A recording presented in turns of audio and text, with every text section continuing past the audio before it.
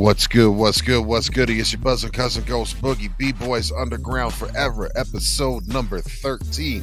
Special guests, Cannady Law and MellowCosmos.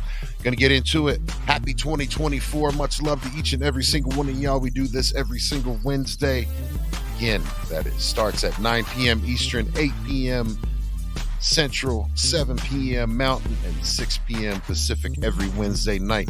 B-Boys Underground. Let's get into it. We got first up G Fresh in the house. Happy New Year, fam. Yo, what's going on, everybody? B-Boys Underground forever. We here to entertain, rock with you, talk about hip-hop, listen to hip-hop, be about hip-hop.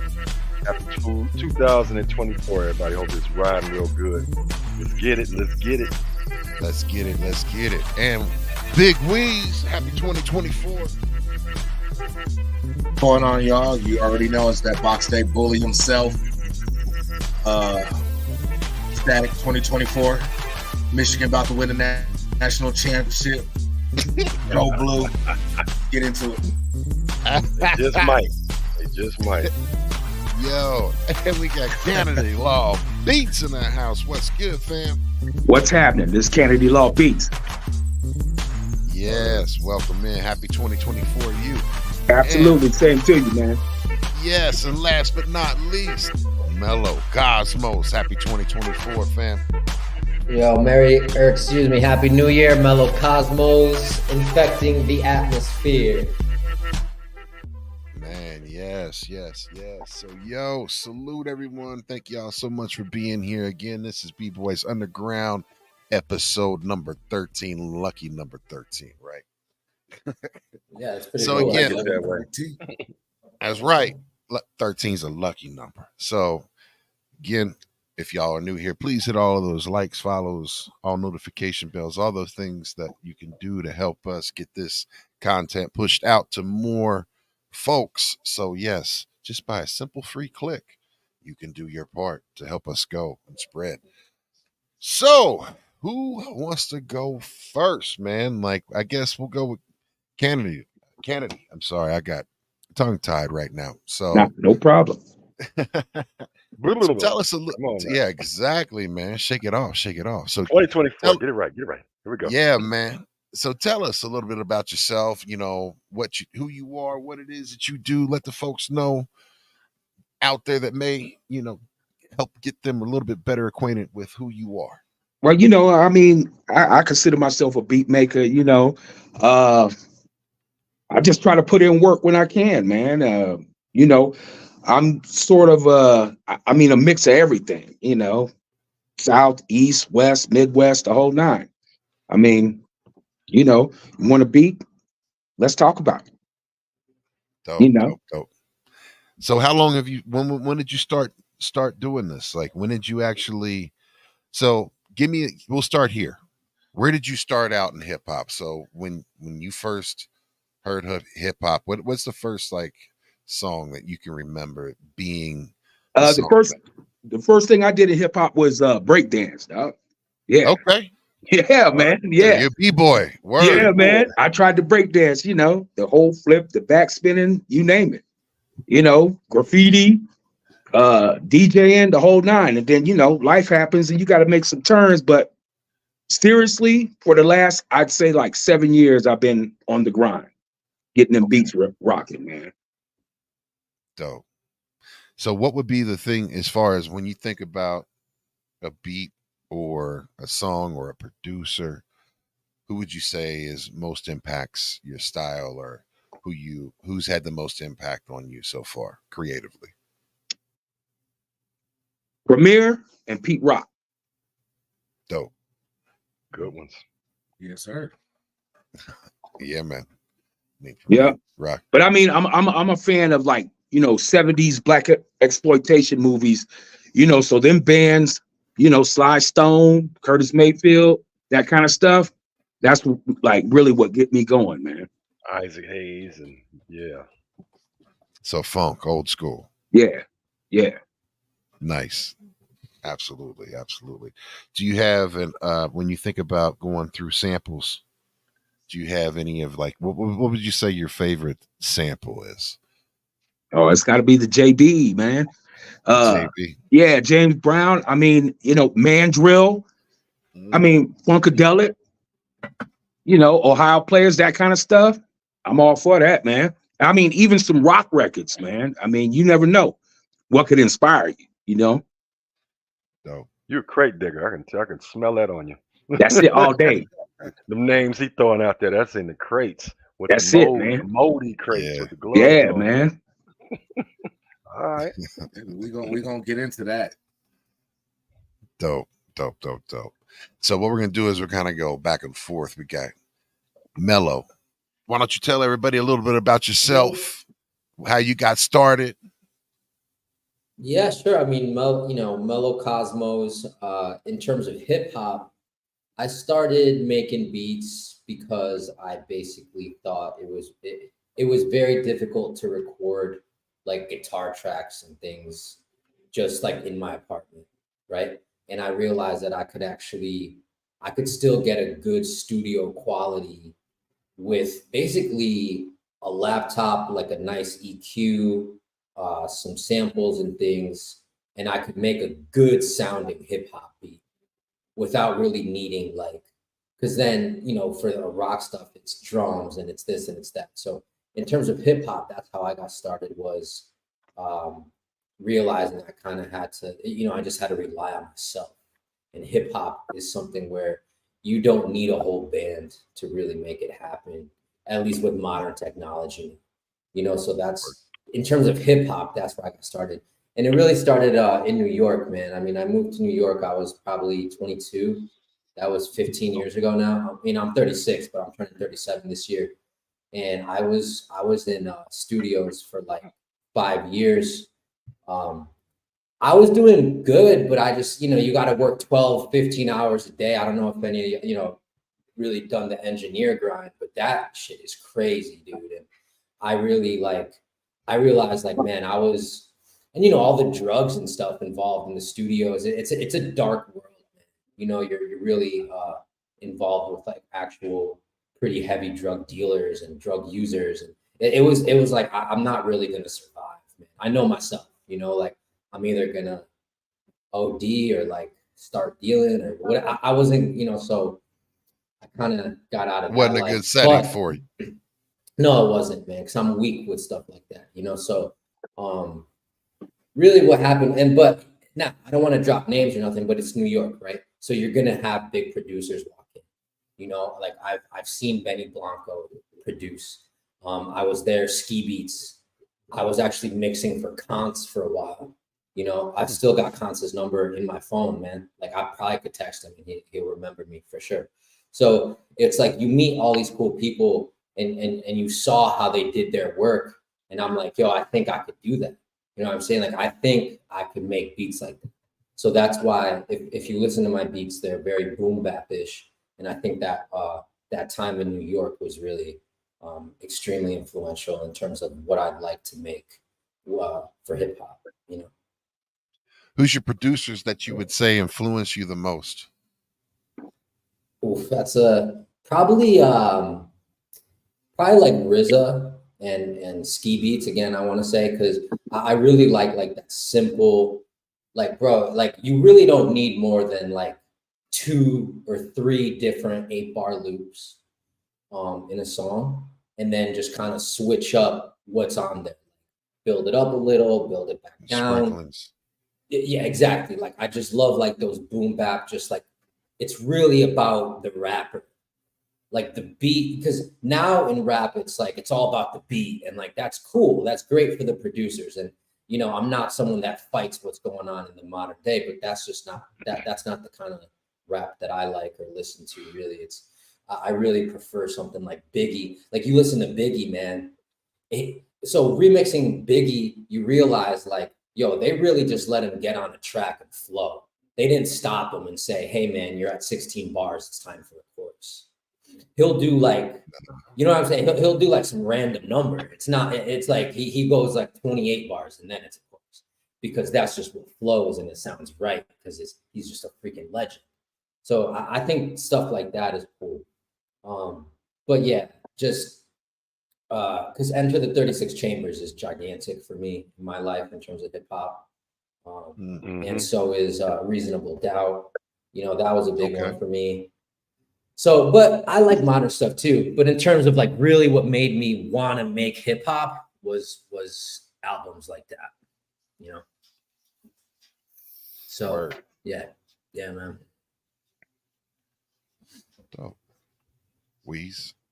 Yeah, so with the modern day technology, and this goes for both Cannady and Mellow, with the induction of AI, how are you guys handling, or how do you feel about AI now, where you can just download an app? And I've seen people making beats. I mean, the original way was when Fruity Loops hit, it was the biggest, dopest thing, and everybody was like, I gotta go get Fruity Loops. Now you just need an iPhone or an Android. You know, how do you feel about AI? You know, you can rap to your phone and it'll generate a beat to it. How do you guys feel about AIs as producers? I mean, what works. I mean, you got to revolutionize with the technology. I mean, you think about cats back in the day. I mean, I know when Pro Tools first came out, I was like, oh man, how you gonna make a beat on a computer? I'm going out buying all the hardware, and I'm looking at these younger cats like, whoa, you making beats on a computer? Look at it now, man. I mean, as long as it's not like something that's like stolen or it becomes repetitive, you know, meaning like the same beat. The guy got the same flow or the chick got the same flow, and then it becomes the same beat. I think that's when we'll have the problem with it. That's just me, though. Okay. No, yeah, I 100% agree. Like, I don't fight the technology. It's making our life easier, you know. Like for example, Cannady, you were talking about actually crate digging and like looking for samples. I'm someone that got into making beats late enough where I'll be honest, dude, I download these sample packs, bro. Right. And you know, and I don't like, I'll admit it, I don't care, you know what I mean? And it's just, I'm not dragging and dropping like construction kits, nah. But it's already got it's got like chopped up horns for me that sound freaking sick. Do you see what I'm saying? Like, so it's like it, yeah, like it's stems like and, you know. Yeah. Like, thank God for that, because I never would have been able to hook up a freaking vinyl record player to my, you know, EQ to sample just that one thing. Like, I would have just given up. So being able, like technology is really what got me into making hip hop. So totally agree. Go with the flow, adapt or die, dude. You know, that's it. That's it. Yeah, 100%. Let's go ahead and chime in on that one, because you're very old school with the way of doing it, and have also adapted to the technology with the way you make beats.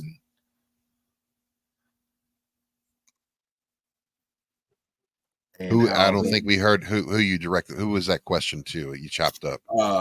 For Fresh to chime in on the way technology is, because he's very old school with the way he would make beats back in the day, to conforming constantly as the industry changes. I mean, you got to keep up with the industry. I mean, you got to keep up with the industry. It's no different than any other industry. You know what I mean? I mean, you know, plumber show up at your house with a wrench. I mean, you expected him to come with a snake. You know, I mean, I mean, let's talk about it. I mean, like for me, I know mixing is a lot faster with the new technology. You know what I mean? You get corrective measures in it, the whole nine. I mean, you actually have kind of like I see a template for where, like, okay, sonically, this is where my stuff's supposed to be.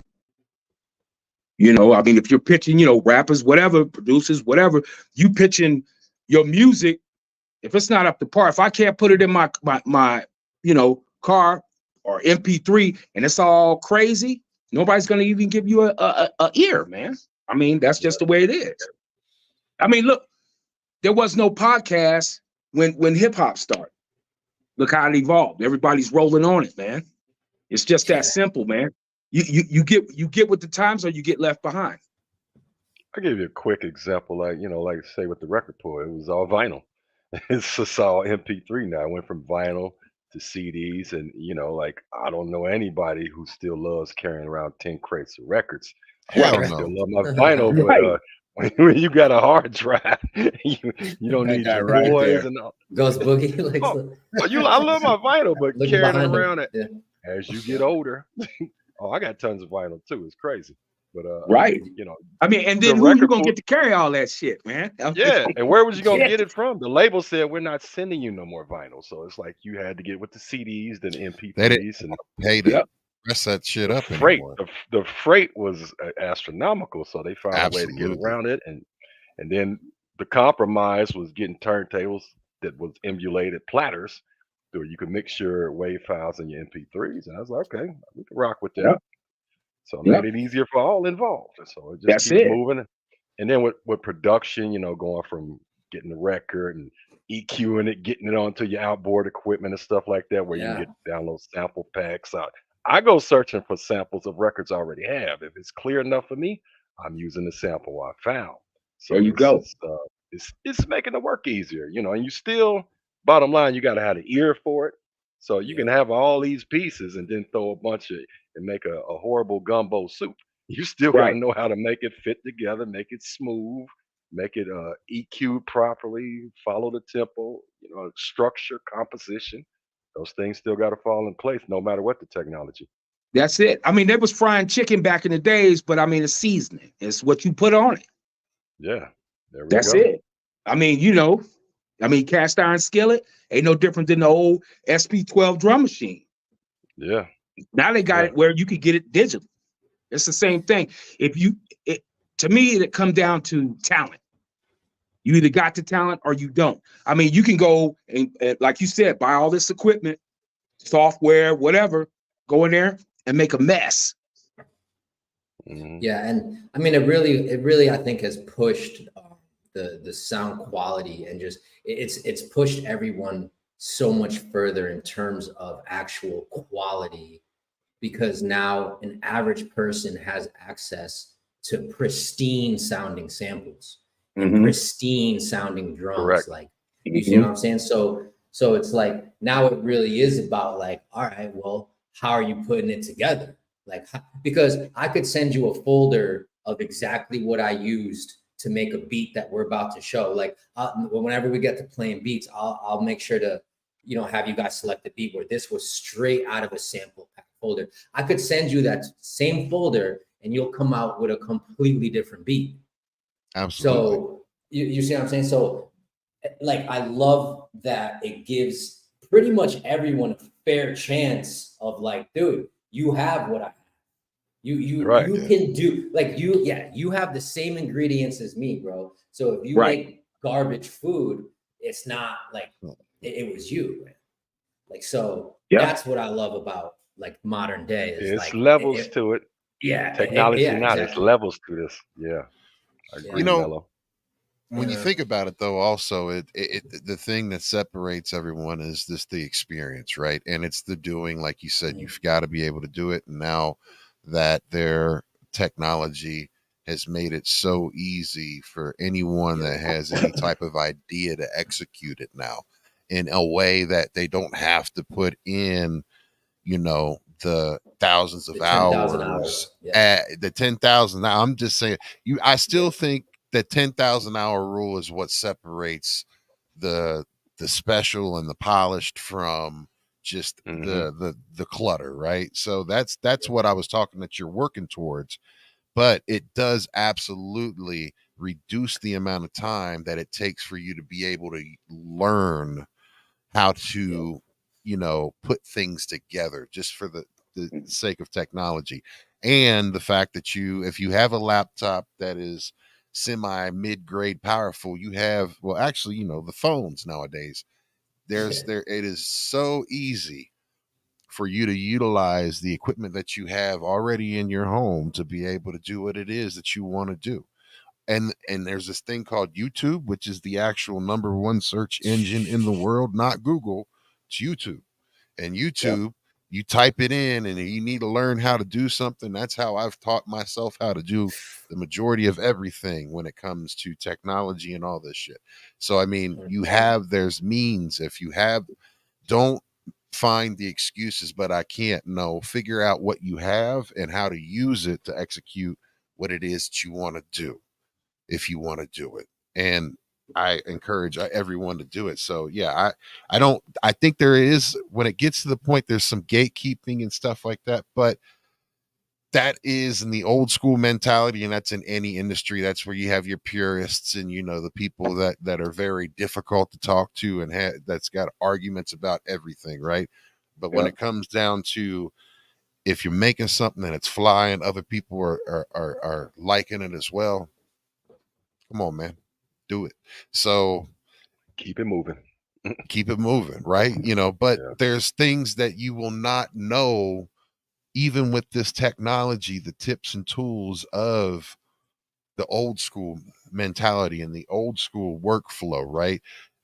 All of the technology that you are utilizing present day is based off of the old school workflow and the old school tips and techniques and the things that you can utilize to make your stuff stand out and mixing and mastering and like all of that stuff. So it behooves you to go back as you have time to learn those old processes too. And if you can get up on both sides of the game and be able to be up on the AI part of it too and integrate those two together, now you're a monster. Yeah, that's awesome. History is important. Yeah, so well said. I mean, if there's one thing that I think will never die, right, that I think any true audio purist would agree is like the one tip or the one thing I took away from like being in a studio is try to make it sound like, say you're actually recording something live. You know, I pick up my guitar, I want to put down a lick or whatever. Even whatever. Just try to make it sound as close to the final product as you want before you even hit record, bro. I'm not big on mixing in the box. I don't believe in having these 11 plugin chains. I'm not, like, if you need to put 11 or 12 plugins, man, you might have messed up on the recording. Yep. You know, and like you might want to re-record that. You see, like that. Yeah. Good point. That's why I got a bunch of guitar pedals. Yeah, I got a bunch of guitar pedals because I used to try and do delays and compression and everything inside the box, and it was just killing my guitar's tone. It just sounded like sounded like a little chicken or something. It sounded horrible. So it just starts compressing the file that much more, right? Exactly. And then it just has all the audio loss. Exactly. It's just destroying the audio. So, you know, get it into the DAW as pure as possible. You should really aim to only be putting some compression and EQ on there. That is like you recorded it beautifully. You only need a freaking compressor and EQ and it sounds banging. That's it. You know, that's the one thing that I don't think will ever die. As you know, I think a lot of people go through the route of you start at like 10 or 11 plus, like you kind of learn that the hard way. And then you realize like, nah, I should actually respect the audio and like just get it in there as pure as possible. For the folks that aren't necessarily that they're entry level and they're intrigued, right? And want to be able to do this, both of you gents are, you know, in the act of doing and have been doing. Curious if you would both share what it is that your setup is, what DAW you're using, what are the tools and stuff that you are utilizing today. So who wants to go first, Mellow or Cannady? No, Cannady. Cannady. All right. I use Cakewalk band ladder. Yep. That's what I use, man. I mean, it's free, the whole nine, man. I mean, you know, I got Personas, Mixcraft, and all that good stuff, but that's my go-to guy there, man. I mean, and I roll with a lot of the stock plugins because it's about how you want to sonically make your stuff sound. You know what I mean? I think a lot of cats get caught up on what I like to call the Michael Jordan effect is, oh, so-and-so got, you know, Omnisphere. Let me go get that. That's not going to make your beat better, though.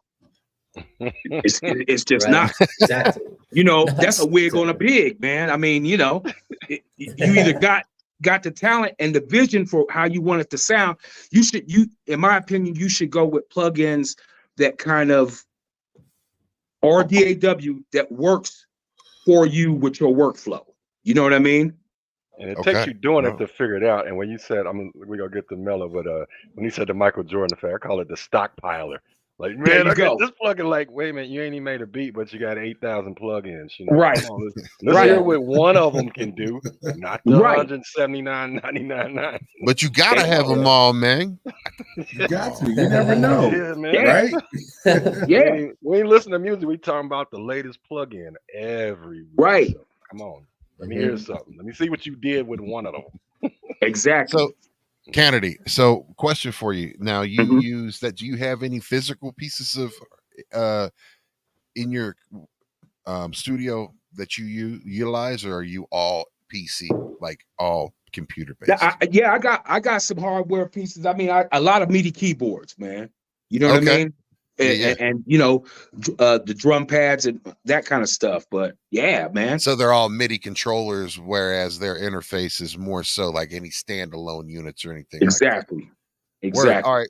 So for the folks that are out there that, you know, are looking to get into and purchase, you know, a MIDI controller keyboard or a beat pad or anything like that, in your opinion, what's a good one for someone that's in the market to look at? What's one that you would recommend?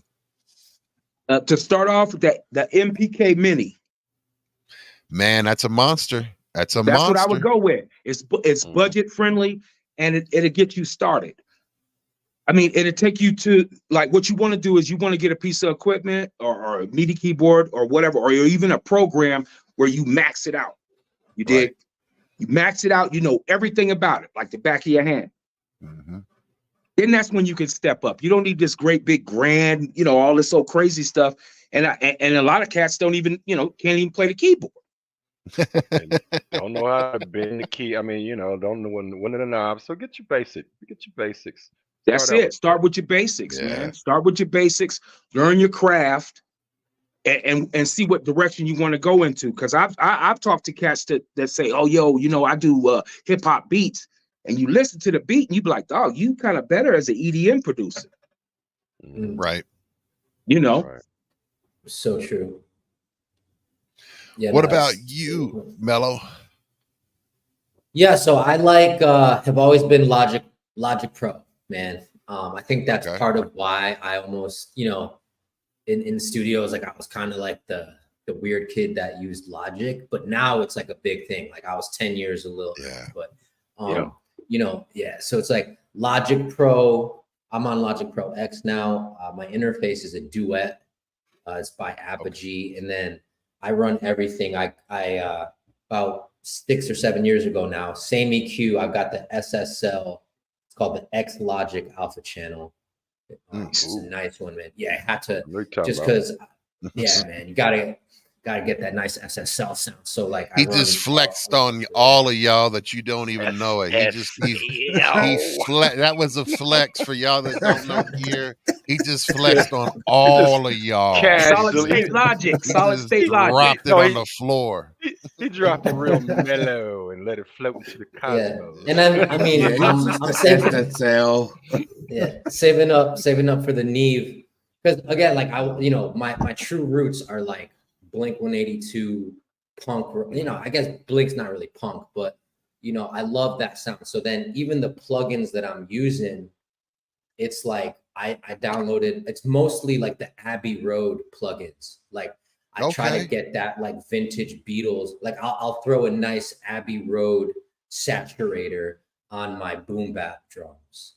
You know, like, so it's a little unorthodox, but it gets like that nice sort of old school vintage saturation on it that people like, they hear that and they know it. If it sounds familiar. And a huge thing, I used to hate it, but bro, the plugin for the SSL bus compressor that you put on just the stereo output, that is like, as soon as I downloaded that and started putting that on almost every track, I always just turn it on, see how it sounds. If it's, sometimes it's not really great, I'll just leave it off. 95% of my tracks, I just turn that thing on, mess with the levels a little, but you don't know.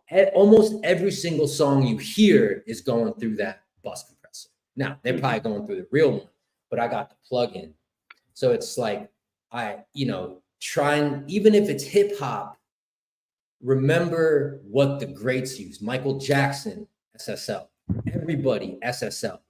Everything, SSL.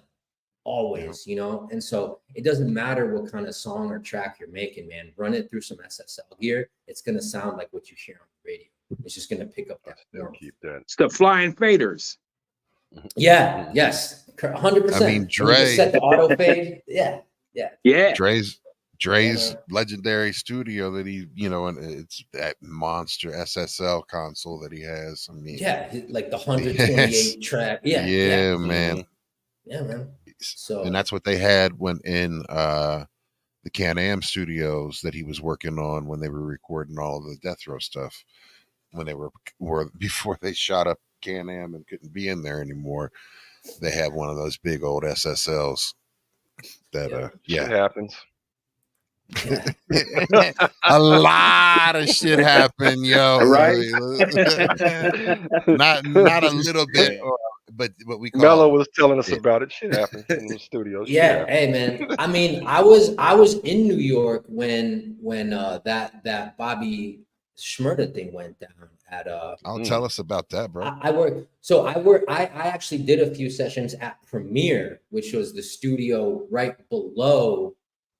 So it was basically two studios right above each other. Below was Premiere Studios, which I used to go to sometimes. And Busta was in there all the time. I never had a session with him. But I'm saying I seen him come in. I heard him. He's loud, bro. He's laughing and stuff. I'm like, that's crazy. That's Busta Rhymes right there. But he doesn't know who I am. I'm not acting like I had anything to do with Busta. I didn't. But I saw him in the studios and stuff. He liked Premiere. I'm trying to think. I forget. I'm gonna freaking hold up, because it was right above. It was what the hell was that studio called? Whatever. But it was there, and I remember. What was it? Quad Studio? You're not talking about Quad? Yeah. There you go. Quad. Yes, okay. That's it. Yeah. So that's where Pac got shot. Yeah. Yes. 100% in that lobby. Yes, that's the famous story that everybody was telling me. And I used to work under Baines. Look up Baines, Bainz. This dude was Young Thug's #1 engineer till Thug went to jail. But that was once they moved to LA. I didn't make the move to LA with them. That's when I decided to go off and just do corporate.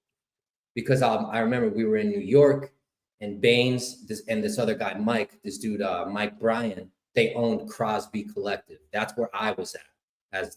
That was my home studio.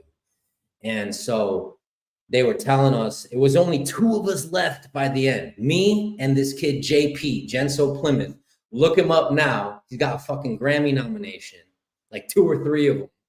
Chris Brown, all this and that. This was like me and him were sharing dollar slices down the middle. You know what I mean? Like that's really how grinding we were, man. Me and JP. We were the last ones left at Crosby at that time. Everyone else had quit or left. And they were like, yo, we're moving to LA, man. This New York stuff is just great. Like, it's not really working here. Like, we're going to LA. Are you coming with us? And I was like, bro, and I just basically said no. And then here, you know what I'm saying? Would my life be different? I don't know, because I was more of a songwriter always than like an engineer, like a beat maker than an engineer, you know? And like I said, I was getting a little crazy with, man, cocaine was all over the place. You know? It's a hell of a drug. Well, yo, like you don't even realize that. You're like, yo, somebody's gonna say it. Like, I'm doing coke every day. Like, holy shit! Like, what the fuck's going on, dude? Like, and it just sneaks up on you, and you're like, yo, I've done coke for the past 3 months straight. Like, what the fuck is going on? You know? So, yeah, man. So it just kind of sneaks up, and it's just that kind of lifestyle. I was just like, dude, I don't think I could live like this for. Like, I'm gonna die, dude. So, yeah. So here I am, but I'm happy, man. I got a wife, I got a kid now. Like, I'm doing good. Nice. Yeah, man. And even though I try, that's a good thing. yeah. And like streaming, man, if you can find a way to get your stream counts up, you get that passive income.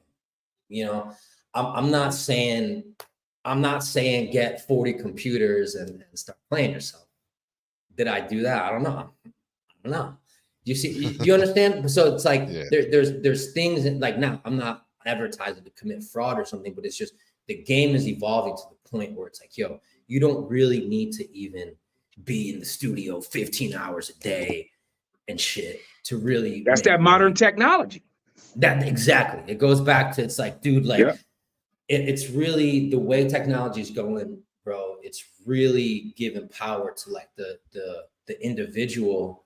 And the kind of what Jay-Z said, like, yo, I'm like, I liberated you. You don't need a label, and still you're just like, everyone's trying to get signed. And it's like, you don't even have to, bro. You really don't even have to. So that's what I learned, is like, everyone, if you stick around there, like, everyone's just trying to put their hand in your freaking pocket, dude. Like, and you won't even get paid half the time, bro. I never got paid $1 from Cons. You know how much time I spent with that dude? You know how many times he's like, yo, I'm going to be at the studio at 8 p.m. So I show up at like 6:30, get all the mics ready, get everything ready. I'm fucking sitting there, roll a joint, whatever. 8:30, 9:30, 10:30. This dude shows up around midnight and still wants the full 8, and he still wants the full 8-hour sesh. And I told my girl that I'm gonna be out at this time or that. It's like, so it's that kind of life where really you're a nobody, and you're just like waiting on these celebrities all the time, and it just kind of gets old. Like, it got old for me. Now, no hate on Cons. No, I'm sure he's not even going to see this, but he'd laugh his ass off, you know. But anyway, yeah, that's what got to me, man. It's just, and I'm like, I'm just gonna go do this on my own, man, and monetize on my own and get my own streams, like so. Exactly, like, power to the small person, man. Because those labels, bro, they're just trying to rob you. You know, they don't pay you, bro. They keep saying they will, they won't. But anyway, record labels business is shady. Yeah, need to be taken over. Yeah, liberation, and the internet, and the no need for a label and distribution. Your own distributors now, so make the most of it. Make the most of it. That's for anybody listening. Yeah. And you two guys are living proof, doing it your own way. Getting your beats out there, sold, heard. Yeah. And how's that process been going? I know Cannady, I've listened to some of your beats, and Mellow, you just went through. We've had somebody else who went through a name change, and what was the impact of that? Yeah, I mean, it's pretty much just like starting over. You see, it's I actually took down my own stuff because it really wasn't even hip hop like oriented. It was very much like I would call it almost like 21 Pilots. It was like kind of synthy. Like 21 Pilots. Yeah, I mean, I didn't think it was bad, but it was like kind of like this like synthy sort of pop rock stuff. And really what I was trying to do was, because if you look at my ASCAP and stuff, I mean, I'll bring up my bank account right now, dude. Last month I got $4,000 from ASCAP. Because why? Because, bro, I just put out, I have probably 500 songs, and I put them on all these freaking like licensing sites. And bro, every now and then you'll hit a license, So some random fucking beat of mine got used on some Fox Network show that I didn't even do this. Like, you see, like I'm paying people to like pitch my stuff, and like they actually got it placed, and then you get this huge check, just one random month. Now that's not monthly, but it's like, I didn't know, you'll just check your freaking bank account, and you're like, what the hell? Why is it? What? Right. Boom. Yeah, you're like, yeah, it's like plus 4 digits. What the fuck? So you look, oh, it was, damn, I must have got some placement on some random commercial. And you look and you get the credits, and it's cool, man. So that's why, like, there's so, with the internet, like, there's so many avenues now to at least just put it out there. I'm nowhere near at a point where I could do it for my living. There's no way I could support myself just off of music. Like, I'm just gonna be honest. Right now, that's where I'm at. But like, that's what I'm working towards, man. And like, I believe in the internet so much. Like Ghost Boogie was saying, YouTube is bigger than TikTok and something else combined. And no one really knows that. YouTube is still the biggest. So like, if you're anything I want to find on how to like, not only everybody just think music, it's how to, and that's a big thing. How to make music. Like, the market will respond. Like, if I put out a song, MellowCosmos original, it's gonna get 6 views in 6 months, dude, because nobody knows who I am. No one's searching for MellowCosmos. But I put out Notorious B.I.G. Machine Gun Funk remix, 7,000 views in a month, and I got 8 subscribers at the time. Yeah.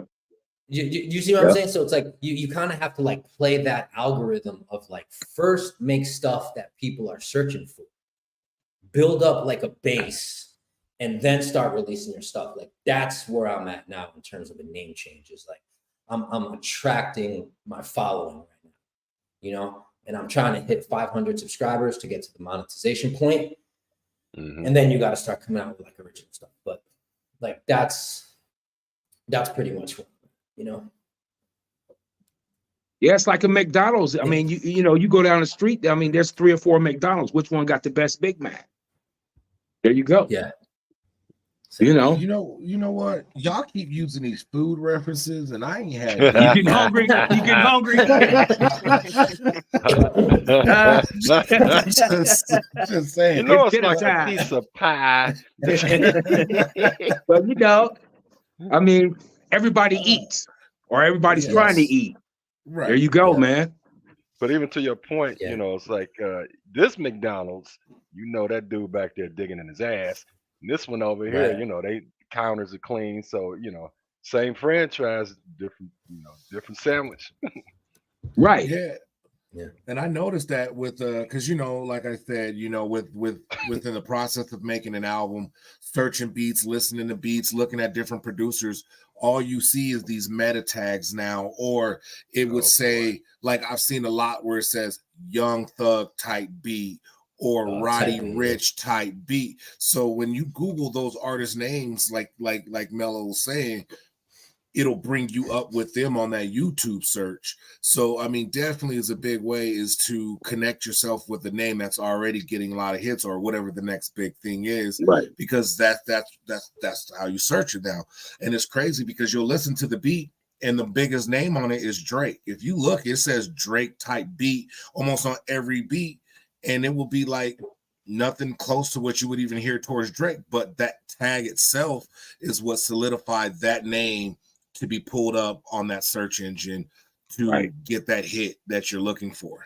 Right. And that's been used for a while. I mean, I looked up when I was doing my website and grandfathered in without paying for nothing, and it was like just kept coming up everywhere. And it was like, how'd you do it?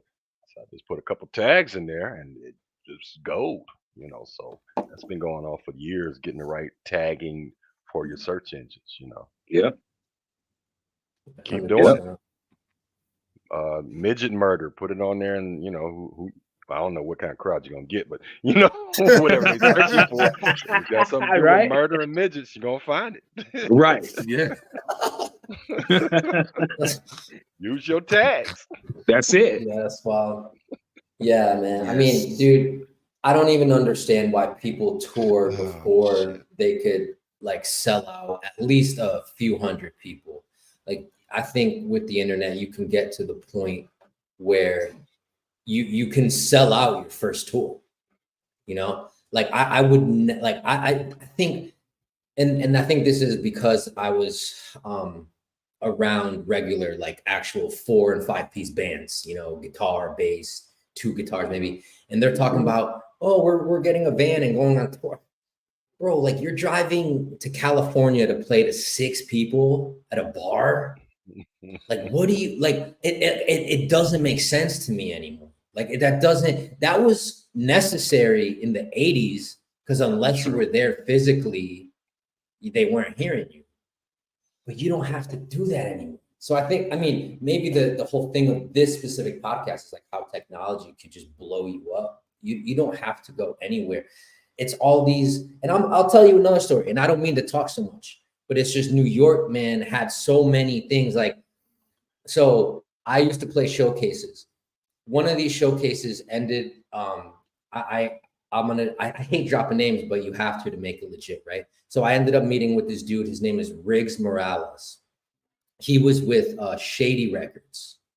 Mhm. So, and I met with them, dude. I was there, Chinatown, went up to it's a secret floor. It's not even listed in the fucking floor thing. It's like you have to press just the 10th floor. A bodyguard meets you right away. You're either let in or not, whatever. I went in, cool. He's like, bro, if this was 1992, you'd be on the way to the studio right now. Like, we wouldn't even be having this conversation. Do you know what the conversation was about? How many YouTube followers do you have, Mario? How many Twitter followers do you have? How many of this? I'm like, nothing, bro. Like, I just want to showcase on the Lower East Side Pyramid Club, drop another big name. I did that with my guitar and with a song, and I got into this fucking cool ass major label sit down about signing me, and they wouldn't sign me because I didn't have enough internet followers. And that was it. They were like, yo, your music is fucking you got it, bro, but you just got to build your own following because labels aren't spending that money on artists anymore. Period. And let me tell you this. It's because the A&R aspect of music is gone. It's gone. I've seen it when they it started with the rise of independent artists. Like, I've seen this from a record pool in different aspects where they're looking at record pool charts and radio charts. Like, who's these guys? They're looking for those guys to find the local talent. And then the internet came around. So they're getting these views, they're getting these hits. So that's when the labels start knocking. So instead of going out and finding talent, grooming them, they said, no, let's let them do all the work, and then we'll take a big chunk of their money. So but now you got your own distribution. So absolutely. Yeah. So I would say, like, to something you were saying earlier, is like, instead of them dudes traveling across the country, get your nice little spot, park, broadcast that, get a nice decent little, 50 people in there, and rock off and do your thing and just blast it out and see how many hits you get like that. Save you a lot of gas money. Right. Do your market response podcast. Have people come and listen to your beats, Cannady, and you're like, hey, let's just sit down, write some artists and people, just connoisseurs of the music, some artists. Blast it out. Sit there, create a cipher. That's it. You do that, we'll blast it out over here. We'll tell everybody about it. What's all about this technology and using, increasing, more ears to, good music, good ideas. So we have you fine fellows on here talking a lot of good shit. The new age, and we need that, because the change, like, you guys, you got to adapt with the change. It's going to happen regardless if you don't want to. If you don't want to adapt to it, you have no choice, or you become a dinosaur in this industry. So you have to make the change with it, regardless if you choose to or don't want to. It is what it is now. And so many people are trying to fight the AI aspect of everything. Like, from an artist standpoint, I disagree with AI because I'm not going to let a computer write my lyrics. That's just not going to happen. I need the authenticity of that. But from a beat standpoint, the AI assists with composition.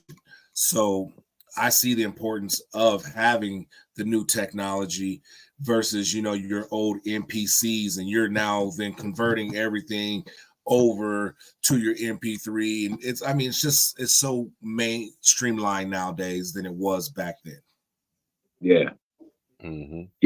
But even with the AI, man, if you don't have the guy in there that's or gal, whatever, that's in there making that beat, you can't get the nuances that go with, hey, the drop should go here. The AI don't know that. Yes. Right. You smell me? The AI don't. The AI ain't gonna get where, man. When I do my flow like this, or when I sing this note like this, the beat should go like this. It should change up. Only the beat maker, producer, whatever you want to call them, can do that. Hey, The AI is just an assistant. Like, now we got the AI. man. The AI taking notes on everything you said. We can't figure out the drop. Right? So they gonna have your It's ass learning. next week. Coming next month. It's learning. It's learning. Then you're gonna be here New like, plug-in. well, damn, he can't do like next time you're gonna tell him what he gonna be a can't do. He's gonna be like, I got it. But I feel what you said. Yeah, it's gonna be a new like, plug-in. Yeah. Yo, like, I'm You not know. gonna lie. AI came up with my name, MellowCosmos. Like, there it is. Straight up. I didn't come up with that. I said, yo, what's a cool name for a YouTube channel? Make it about like space and the planets. And it popped out with like 10 suggestions. And You fuck with the AI. using, The AI is going to give you the algorithm. right. But you see back to what you were saying, it gave me 10 options. I chose what I thought was coolest. There you go. You see what I'm saying? Like, so there's still that human element of like, well, Right. I like this one, you know? They can cut your hair. They can cut your hair, but they can't give you the shape up. Yeah, exactly. Exactly. Like, you still have to be like, nah, I want a 0, like mid fade, whatever. Right. Like, you're still kind of directing it, you know? So yeah, man. Yep. Like, AI still is kind of just an assistant. Your shape up is a gash. You don't have to go to the hospital. I get it. I mean, look at one of the my biggest shit is artists. ridiculous. One of the biggest artists in the industry is Post Malone, and his name was AI generated. Really? Okay. Wow, I didn't know that. You know, he put it into a name generator, and that's how Post Malone was created. Was through a name generator. Didn't they used to have a Wu-Tang name generator? Find out what your Yeah, name it was. used to be able That's what I started thinking about that. Hey, think about it. So y'all might be onto something. Hey, an AI generated name might be the algorithm. That's it. Yeah. That's it. Yeah. I mean, deep. and I mean, like, I used it for the art for my channel as well. You know, hopefully I don't blow up to the point that this goes up and it's like, oh, well, because then they could come back and be like, you're not supposed to use that commercially, right? But right now, yo, like a Tupac quote that lived with me still to this day, dude, from what's this song? Shorty Wanna Be a Thug. He's, yo, break rules until we made you, bro. Like, fuck what these fucking AI companies say you can't use it for commercial bullshit. I took that picture and I put it on my YouTube channel, bro. I took that name and I fucking used it. You know what I'm saying? Like, I love that. Yo, break rules till we major, bro. Then it matters. Then the lawyers could come for me. Then whatever. Yep. But we're already major, bro. So it doesn't matter. You know, like I used to say that. Why, yeah. Early on about sampling, it's like, you know, oh, if you sample, you'll get busted. I said, man, if 5 people here, ain't nobody, you know, if you do blow up, that means you're on the radar. I take that shot. If Puff Daddy sues me, that'd be the best thing to ever happen to me. That's publicity. You know what I'm saying? Like all day. Give it to me. All day. Yeah, you know what I mean? Like, well, give it to me, baby. I don't think suing you. Yeah, I don't think Diddy's gonna be suing anybody. Nah. He got some other shit to worry about. Yeah. That's allegedly. You'll invite me to go shopping, right? No, yeah. He too busy getting sued to sue anybody. Yeah. Wait a minute, I got some Diddy water, y'all. Yeah. Take that. Yeah, man. Knock you out, boy. Oh shit. Anyway, we touched base on equipment. We touched base on technology. Now I want to get into influences, because there's a lot of beat makers and a lot of people like to categorize who's the best. What is the top 5 beat makers outside of yourselves that you consider in the industry right now? Who wants to go first on that? Past or present? Past or present? Past or present? Are we just talking about beat makers, or are we talking about people who make music? I mean, Beat makers. oh man, shit. I'm gonna just say a blanket statement like this. I think everybody that's out right now is jamming. I mean, you know, the shit I'm hearing. If I nod my head to it, whoever made that beat, he's on point or she's on point. There you go. Like, because for me, my influence is going to come from old school cats, man. It just is. It's going to come from old school cats. It's not knocking nobody. Yeah, it's just old school cats. I mean, Right. Okay, you make pancakes. Your ass didn't come up with the pancake mix. Here we go. It's just how you make your pancakes. He said you back on that foot. Right? Yeah. Some good weed. Got the munchies. I mean, it's just that simple. I mean, you know, it's always going to be a food reference. You did, but you know, I mean, it is what it is. I mean, like, pour that syrup on it. I mean, right? Maple syrup, blueberry syrup, whatever you want on the shit. It's a pancake. Put something on it. I think all cats out here who's doing serious business is in my top 5 or top 50. There you go. I'm not going to single out nobody because I think, you know, every cat that's doing it is doing it. Facts. So yeah, that's fair. That's a way to get around the top 5 you want to get. Exactly. Exactly. It's a judgment. I don't think it works zone. like that. Yeah. No, I mean, but think about it. If you listen to 50 songs, if you listen to 50 songs, you can't say, you know, like they have this whole thing right now. Who's the best rapper and all that shit? Who the fuck you got judging that? Somebody who's 25 years old? Right. They don't even know who Cool G Rap is. Yeah. Right. Okay. Fair. I mean, to me, that's a bogus question. It's bogus. It's who's ever in your timeline. Like, if you're in this generation, you're going to pick 5 niggas from that generation. Well, I'm saying, and I think the question was for you. It's yours right now. I get the thing is, so how I have to approach it, because I have to take that stance, and it's very difficult for me to make those lists. But the thing that I will say is, I will acknowledge that I am biased based upon, you know, how I came up, who I listened to, and the sound, my age, demographics, and then taste in, you know, individual sound, right? So, and that's why we ask, and the question is we're not asking you to declare and put a stamp on and say Cannady said, okay, no, and it's yours. Okay, I'm gonna say, my influence was Marley Marl. Okay. He did the symphony, man. Absolutely. Okay. You know what I mean? Like I said before, Pete Rock, DJ Premier, I mean, Dre. I mean, I listened to him back in the day when I was trying to get the little S curl behind my hat and shit. You did? You know, I mean, let's rap. Now we talking. You know, I mean, it's all kind of cats. I mean, like, shit, the Trackmasters. Trackmasters was a collective group of dudes. Yeah, absolutely. I mean, even the guys who Bomb Squad for Public Enemy. I mean, come on. I think Herb's one mentioned that in the chat. Yeah. You know, Herbie Love Bug. I mean, if you like Salt and Pepper, you fuck with Herbie Love Bug, or Dana Day, you fuck with Herbie Love Bug. Yeah. I mean, you know, Manny Fresh. Like Manny Fresh took them cats to a different level, man. Yeah. Dude, number one stunners, man. That song was crazy for me. I was only like 12 years old, and I was living in Connecticut, so it's funny. I'm not gonna lie, dude. I grew up around a bunch of white people, you know, and then I moved to Miami when I was like 17.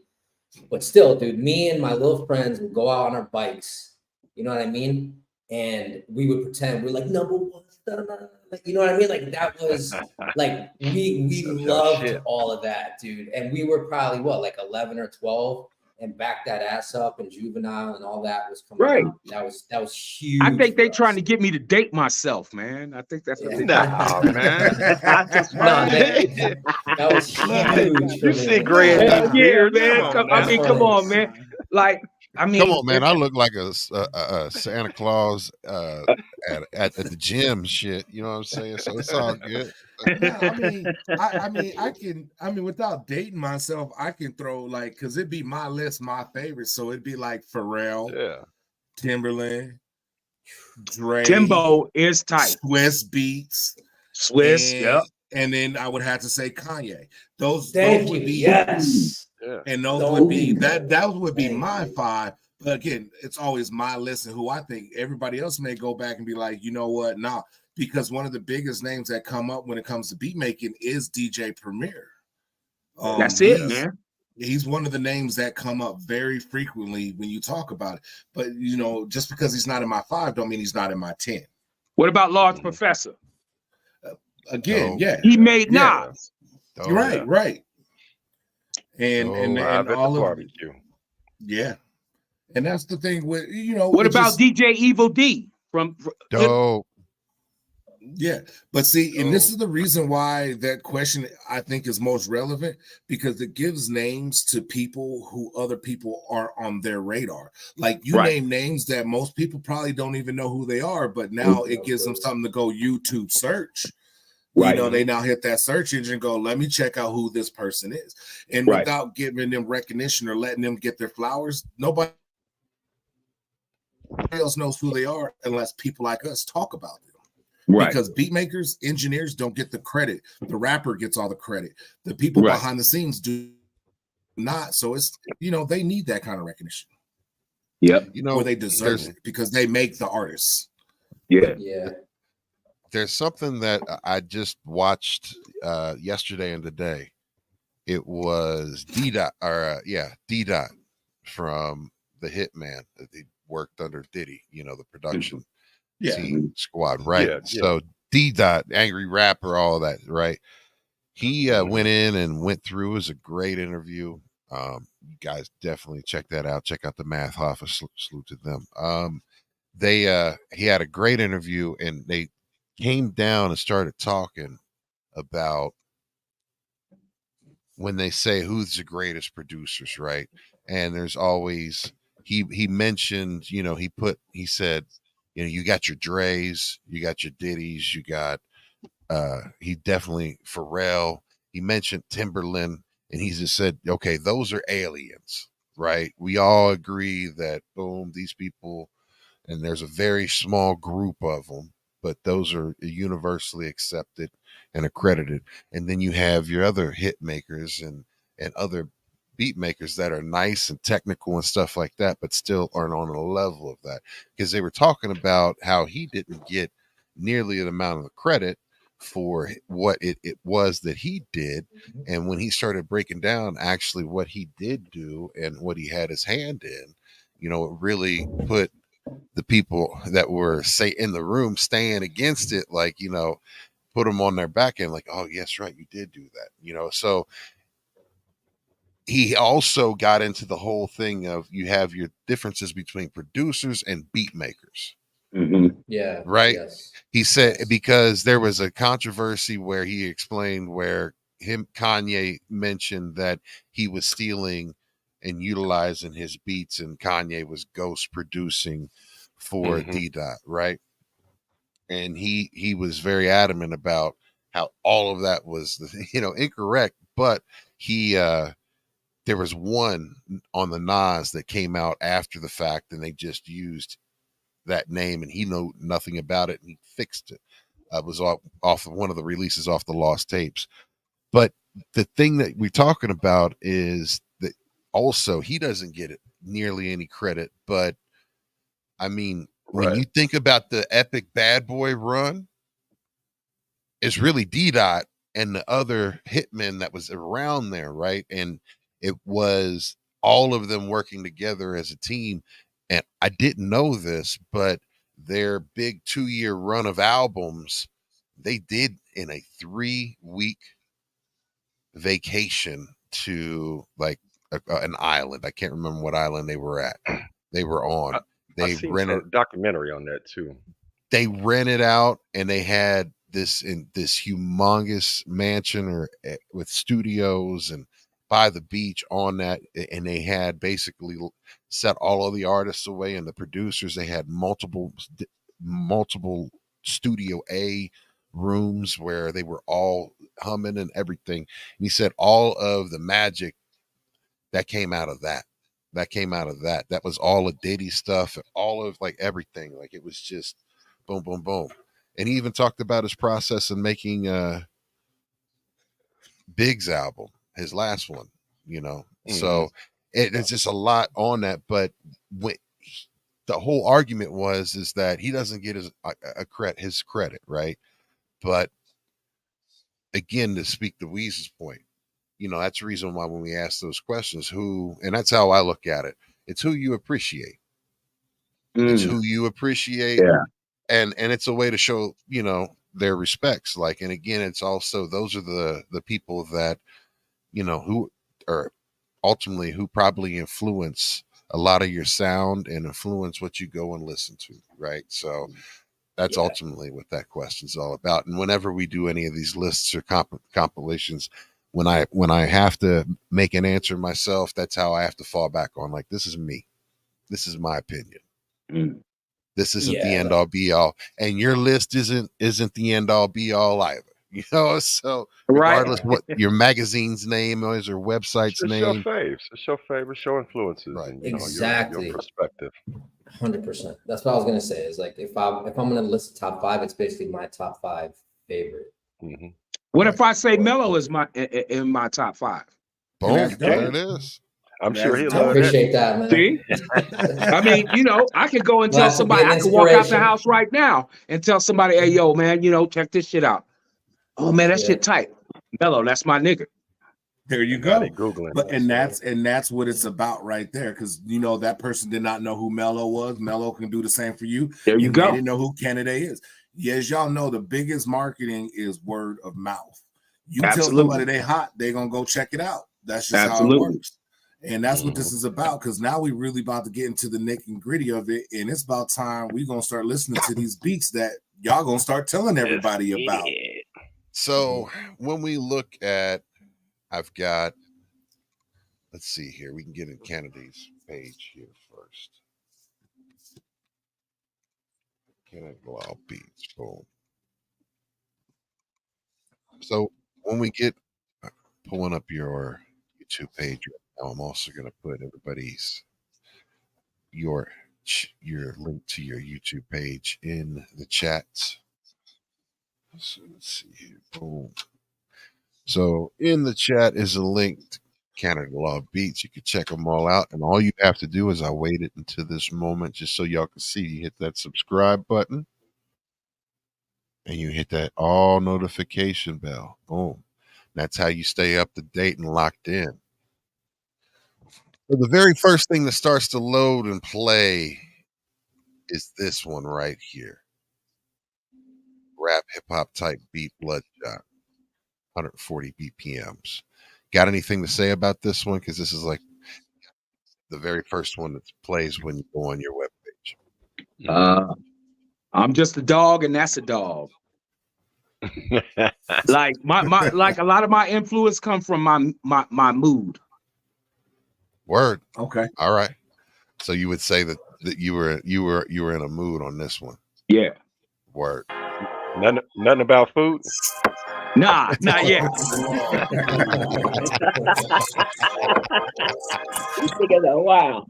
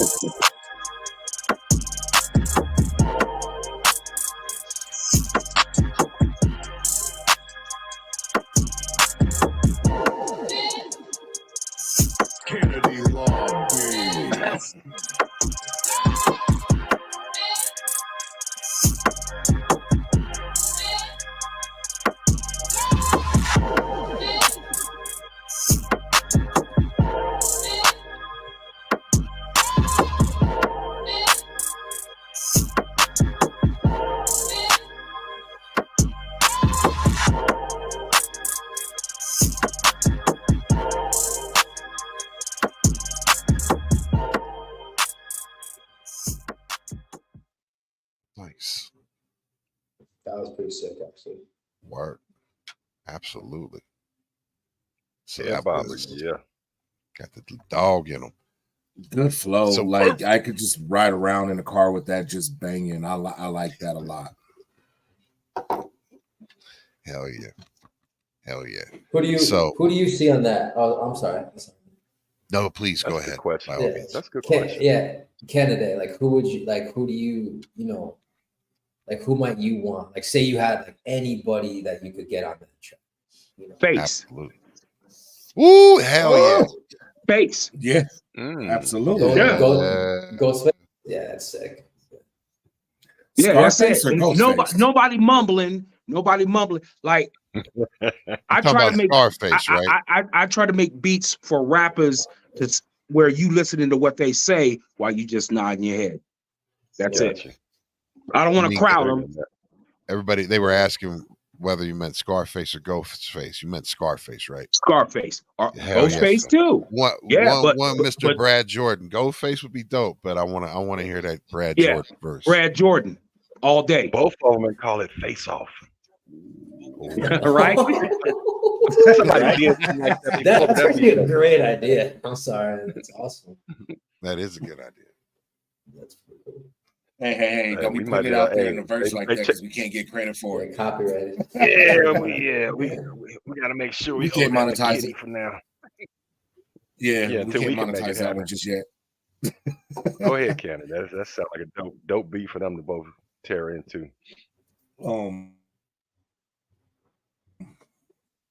I got a question while we have your catalog open, Cannady. Everyone has a favorite. What is your favorite beat that's in your catalog? That if you what is your go-to beat? Because everyone listens to their own stuff. Drama. And you have a favorite. What is your favorite? Drama or Rapina? Right. Okay. Let us know where if we passed it. Yeah. I'm looking for it. It should be drama. It should be a chick like drinking some wine. Let me see.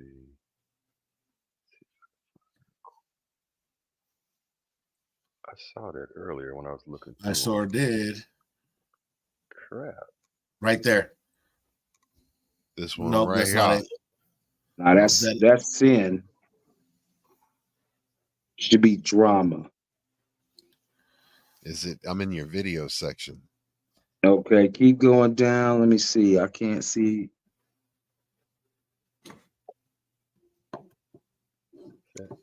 Go back up. Let me see. Right there. Oh, wait, go back. This one?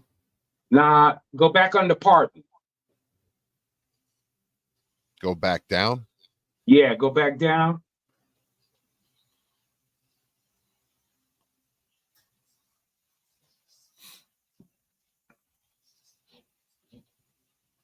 Yeah, go back down.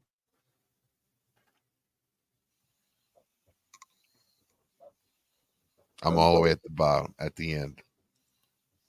Piranha. Yeah, drama should be on there, man. Try a quick search. Hard beat. It's dark. It's next to. I see it now. What's the cover look like? Monochrome, black and gray. Say drama right in the middle. It's somebody pouring a bottle. Yeah, right there, the chick right there next to. You just passed it. It's above the 10. It's above 10. That's testosterone. Go back up one more. Oh, there's Rapina right there. Right there. Drama. It's the chick right there with The Right white here? one nah. over to Mm-mm. No, that ain't the one. It's right next to the I dog. I Which think one I, is you that? know what? I think he's watching. You guys are watching it on the Twitch channel or on YouTube. You got to watch Yeah, it. I'm watching it on YouTube. Nah, so I'm, that's the big I'm delay. on That's his the reason YouTube. why I'm like, yo. Oh, Oh, gotcha, So, gotcha. you got to watch it on the StreamYard feed. All right, so okay. It's about It's a chick. It's a 5 chick down sitting from the there. blunt.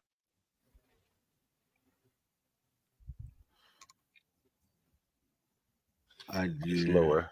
It's lower. It's lower. It's lower Yeah, past it's that lower. green one. Keep going. I saw some green. It's a couple lower than that. It's the green, and then 1, 2, We'll 3 say, rows keep down. going. Hell yeah. No, Hell yeah. 3 rows down from the green. Should be Right there. in there. Right. Yep. Go to the right. Right. Right underneath that. You It's just right Underneath underneath the that one. second Yep. one. right that there. one right here. Yeah. Right there. Bingo. Yeah, You got it. I didn't. Start. Had to do some sleuthing.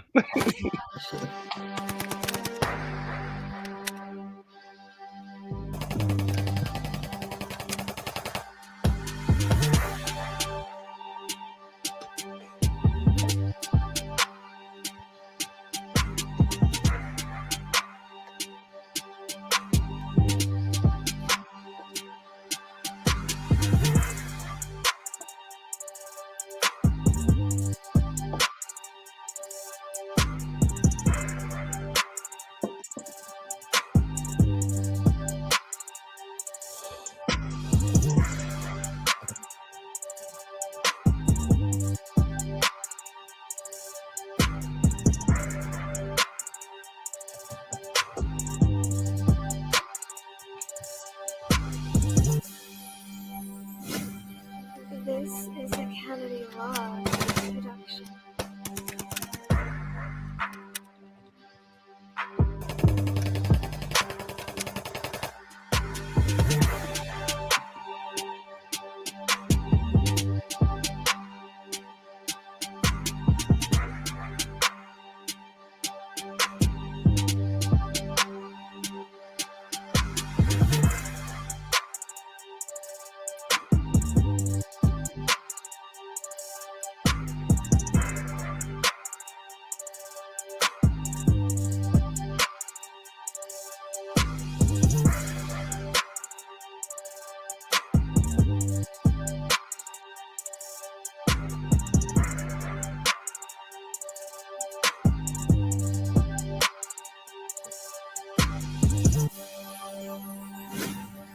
This is a Cannady Law Beats production.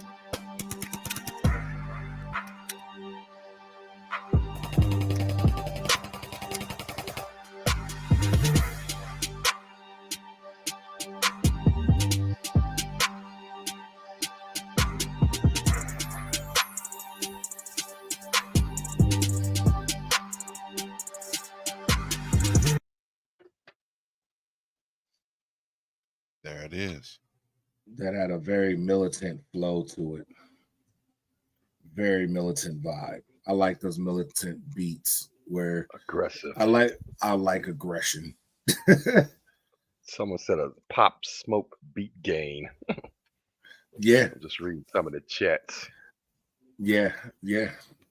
Hey, big Yeah, up to that's everybody something in to the flex chat. on. You guys are very active today. So shout out to everybody in the chat today. Thank you all so much for being here. Much love to Miss Catherine, Richie D, Herbs One, Becca Boo, Ashley Cannady. We got who else we got up in here, man? We got a lot of folks. So salute to each and every single one of y'all. Thank you so much for being here. So what we can do is we can play a little bit of Mellows, and then we Yeah, can flip back and forth. So Mellow, let's do that. when I was looking at over here, so for on this page right here, we're gonna put this link out for the folks as well, so they can get there. Boom. So out of any of these, which are the ones that you would say you would like to get into? Well, let's see. The most popular one right now on the YouTube gets the most hits is Machine Gun Funk, which is the second one. So well, again, I mean that's on YouTube, so it's like it's on my page, but it's on the regular beat page if you want to just play the instrumental. It's also called Machine Gun Funk. Yo, hit that subscribe button, dude. Correct. So we're gonna do it right now. Yeah. So hit that subscribe button right there. All you gotta do is to do that. See it like, and then there's that little bell that pops up too. Got to make sure you do that as well, and that's how you stay locked in. All right. So Machine Gun Funk. That's why I always wait to do that, so we could do it on air. So anyway, we got Machine Gun Funk. Yeah. I mean, are you trying to play the one with Biggie on it? We can play it. The thing is, you know what? We'll play it. We'll play it. If you guys don't think you'll get in trouble or whatever, we'll figure it out. It's an email. You wanna be hardcore with your hat to the back, talking about the gats in your raps, but I can't feel that hardcore appeal that you're screaming. Maybe I'm dreaming. This ain't Christopher Williams, still some MC got to feel one. Cats, I got to feel some. To let niggas know that if you fuck with big and heavy, I get up in that ass like the wedgie. Says who, says me. Yeah. Niggas saying Biggie off the street, it's a miracle. Left the drugs alone. How about that bass line, man? Just for niggas acting shifty. Sticks and stones break bones, but they gotta kill you quicker, especially when I'm drunk off the liquor. Smoking funk by the boxes, packing clocks. It's natural to eat your niggas like chocolates. The funk, baby. The funk, baby.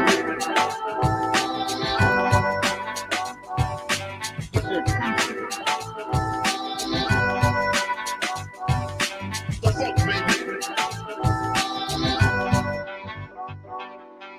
All I want is bitches, big booty bitches. Used to sell crack so I could stack my riches. Now I pack gats to stop all the snitches from staying in my business. What is this? Relentless approach to know if I'm broke or not. Just cause I joke and smoke a lot don't mean I don't tote the Glock. 16 shots for my niggas in the pen until we motherfucking meet again.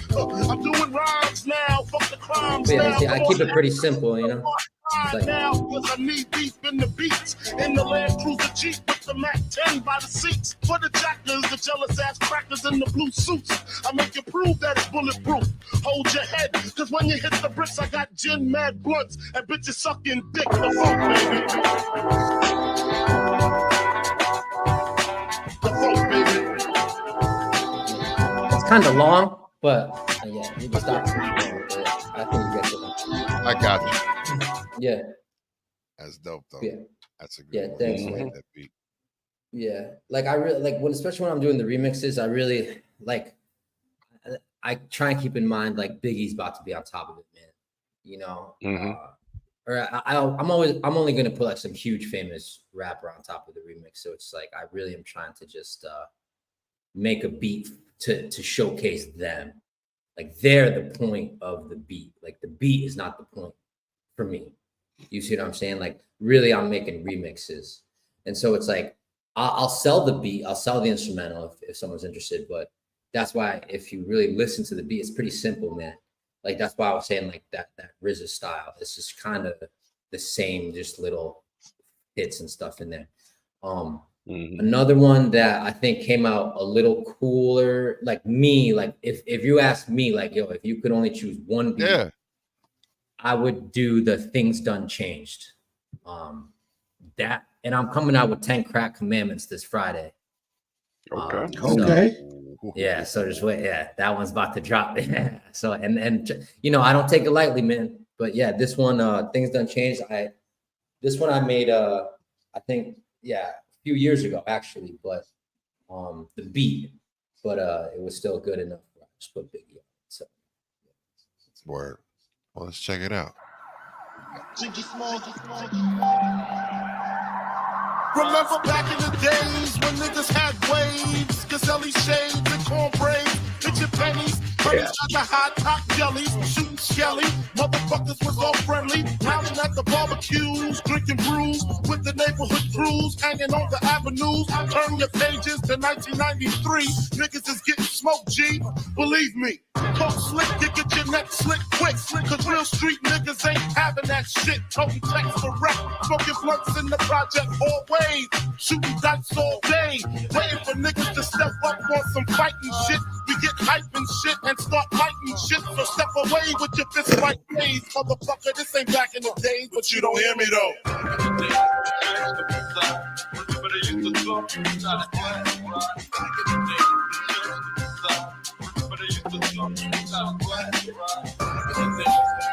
That shit tight, man. Thanks, man. The strings, how to get those strings in there.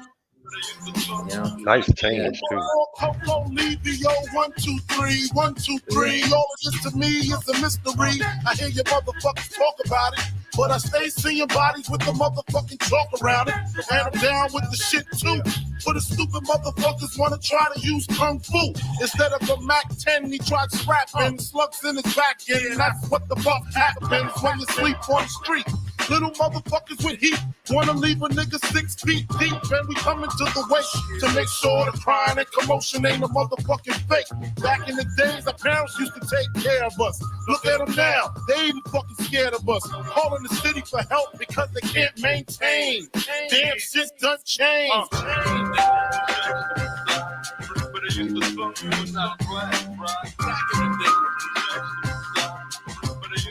Yes.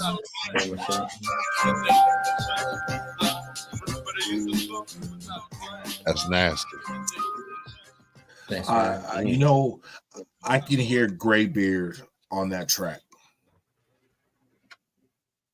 Yeah, Sweet. great. That would be a dope track. Shout out to Graybeard. I think Graybeard would be a good mix on that track. Sweet, man. Thanks. Word. Yeah, dude. Like I mean, yeah, bass is like everything, man. As long for hip hop, for me at least, like if the drums and the bass are going together, that I mean, 80% of the track's done, dude. You know, like at least for me, that. You sampled or played that. Oh, that bass is actually played. That's like a real bass, like do. That's what I was thinking. Do. Yeah, the bass lines in my tracks are real bass. I have my bass right here. It's a Fender. Sometimes I noticed that. Is that a P back? Is that a P or is that a jazz? Yeah. Well, actually, so my fault. So that's my guitar, but my bass is like on the floor, not on the floor, but like in its case on the floor right here, right now. Got you. Sometimes I'll record it.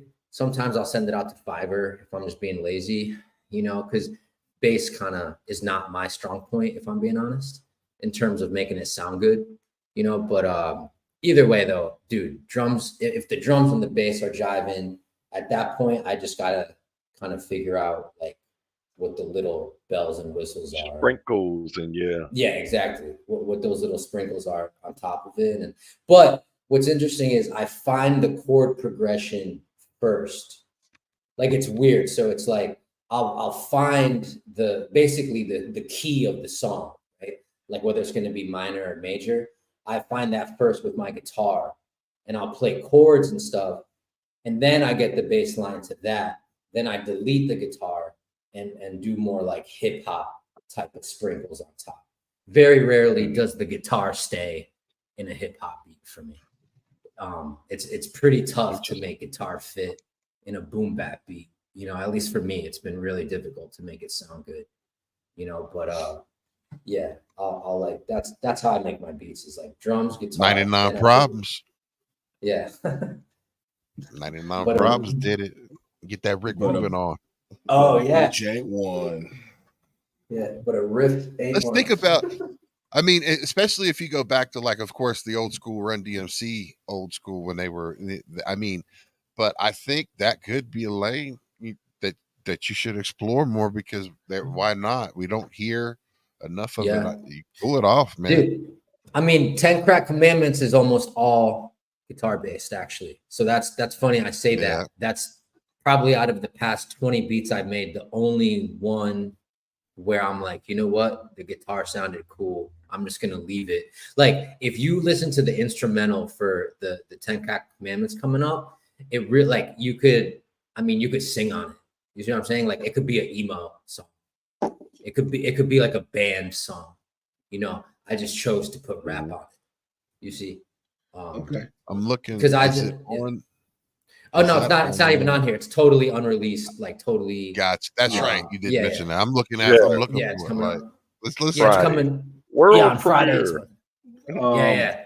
So on Friday, that means you will be in submissions on the Discord, right? That's Yeah. right. Yes. Yeah. Yeah. That's funny. I still got to make those little videos. I make them myself. Canva. It takes like I see that. Yeah. yeah, like I like 30 Canva. minutes. It's decent. Yeah, Canva's good. I'm High excited. I'm excited to see a mashup between MellowCosmos and Cannady Law Beats. I think that would be a dope mashup for you two to collab on a beat together to submit for the show. Yeah, that'd be Talk to crazy. me. Yeah. Mhm. Yo, I'm with can you play one more Ghost Boogie off For sure, off my man. website? Off my website. Just this is for Cannady because I saw he's more like you were more like trap. I saw it said trap beats. Talking about off on of your here, right? YouTube. Yeah. So I only like this Hitman one because I made with samples. I downloaded this horror movie sample pack, right? And I basically created like a murder scene in the beginning of the beat.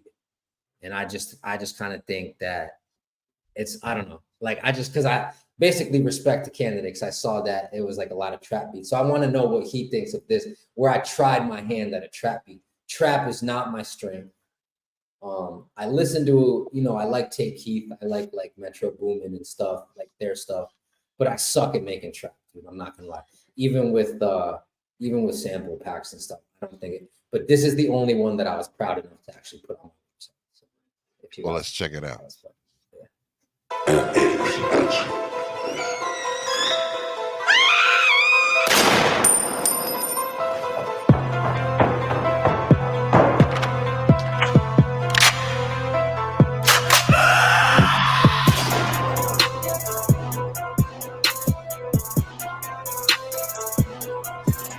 But I think, having listened to my other beats, you could hear this is very sample packy.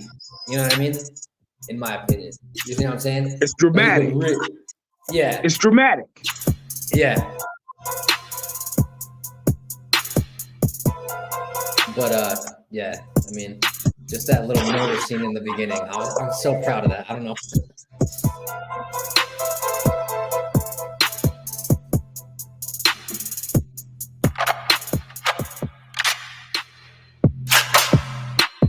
Nice.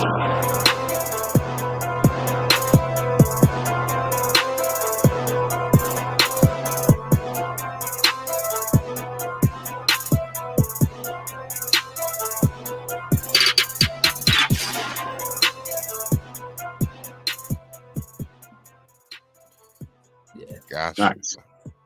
Yeah. Yeah. Thanks, man. Oh yeah.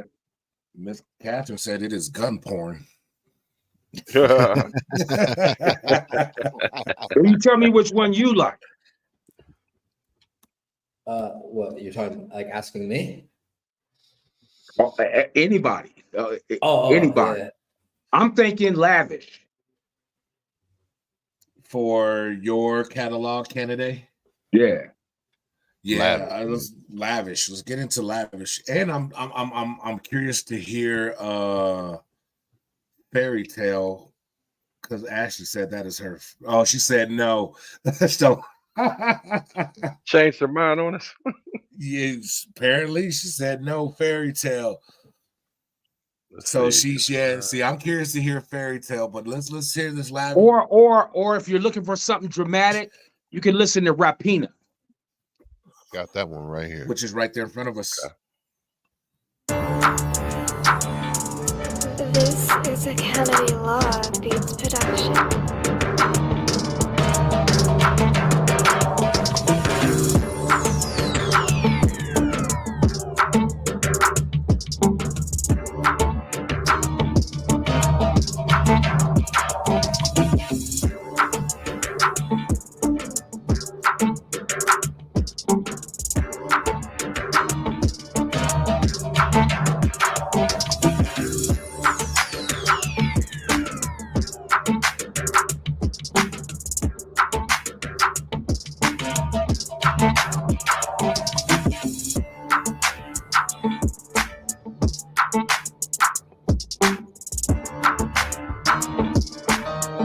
I'm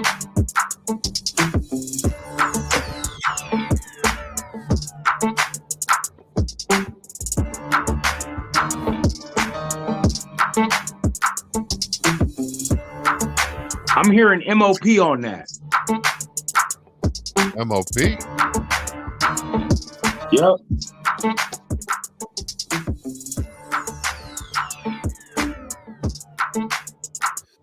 With you, Fresh. What'd you say? What I said. Yeah. That's dope. I love the percussion. That was And it's sick. like the steel Yeah. drums and Yeah. like I love it, and I like the spread and the pan on it too. It's full. Thank you.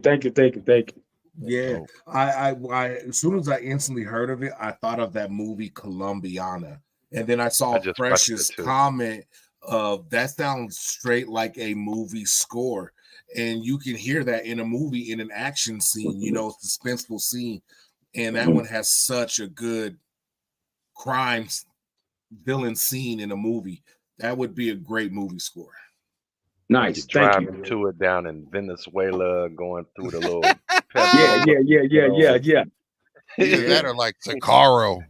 Yeah. Yeah. You know, Yeah. and it had a good movie feel. But Ashley, don't forget, we ain't forgot about you. We will get Fairy Tale queued up for you because that is your favorite. So we definitely will get that queued up for you. She corrected. I want you to hear. I like what you guys both have for your beats, because you guys are always putting, you can tell with the beats you put your artist first.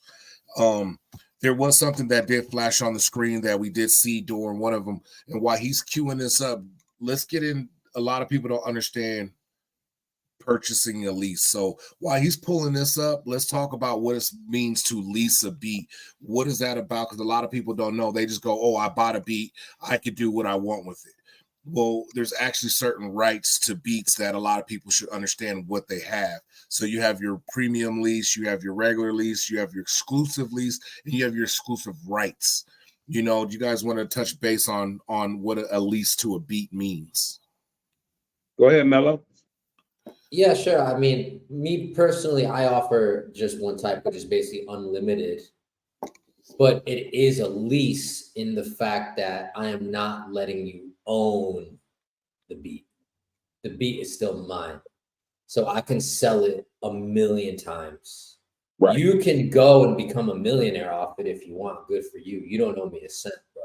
Good for you. Yep. Hope you make $bucks.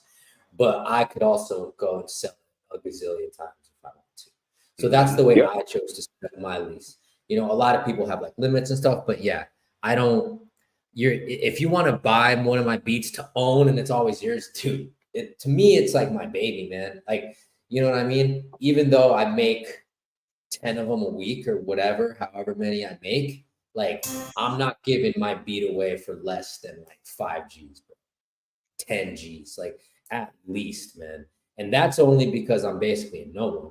Like, I understand now why people sell their beats for like $250,000 and like stuff like that, plus points. It's like when you're like Timbo stuff, you know. I wanted the but points because some do licensing with points and say, you know, in case it do go somewhere, and like, you know, like you said, you can offer it. If you blow up, I can sell it to somebody else. But if it do blow up, I might have a point system in there as well. So just to give some people an idea of if you're selling beats through those mechanisms. I agree. I completely agree. I'm pretty flexible with my shit, man. You know what I mean?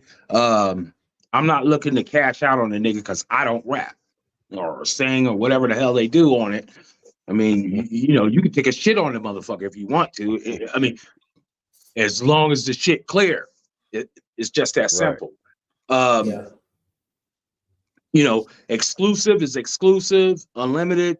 You can do whatever you want with it. You can do concerts. I mean, you know, radio, the whole rap. Like Mello said, I'm not giving up the rights to it unless we talk about it.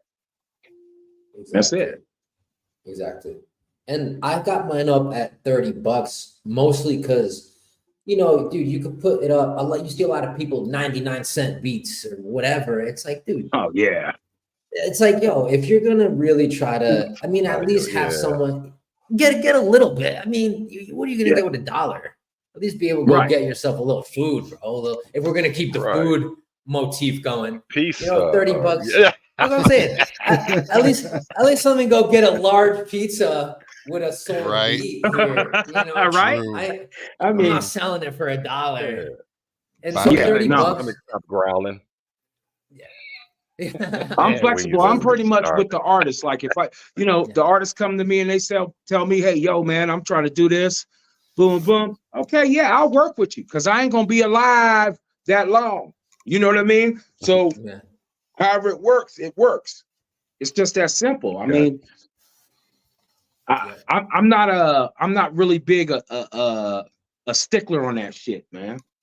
You know what I mean? If an artist, if I see it, I mean, especially if I even like the artist, like, damn, okay, damn, just give me the credit because credit will take me further than anywhere else.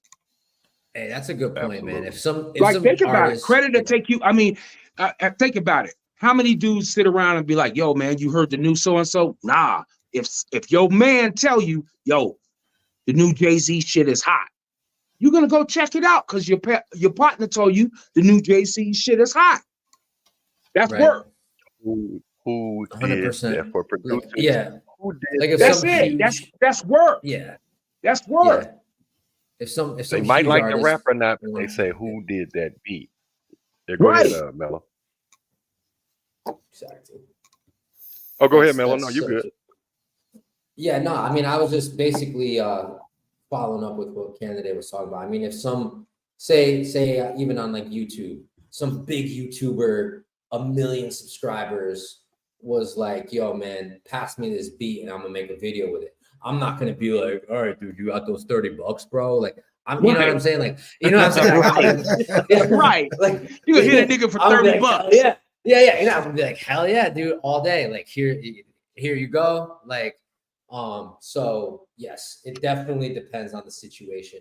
But hey, they're up there for $30 for the average passerby. You know, if you want rights to it, if you want to download the WAV file, it's gonna cost you $30. But yes, 100%.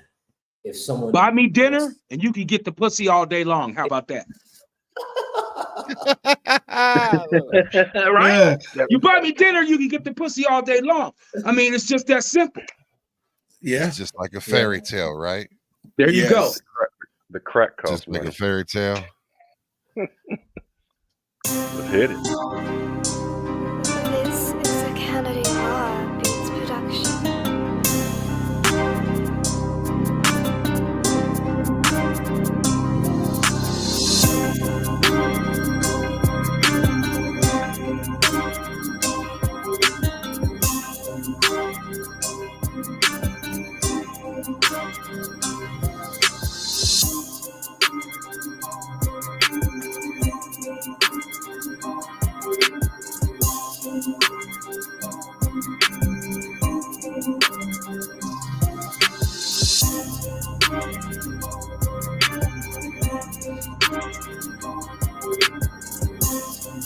You think about wow.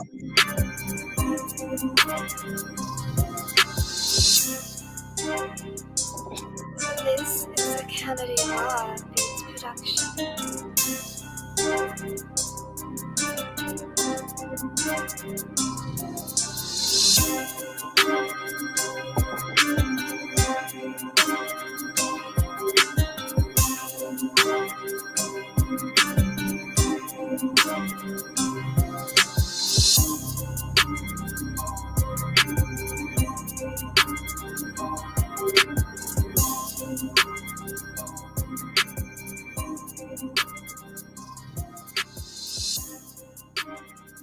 That's dope.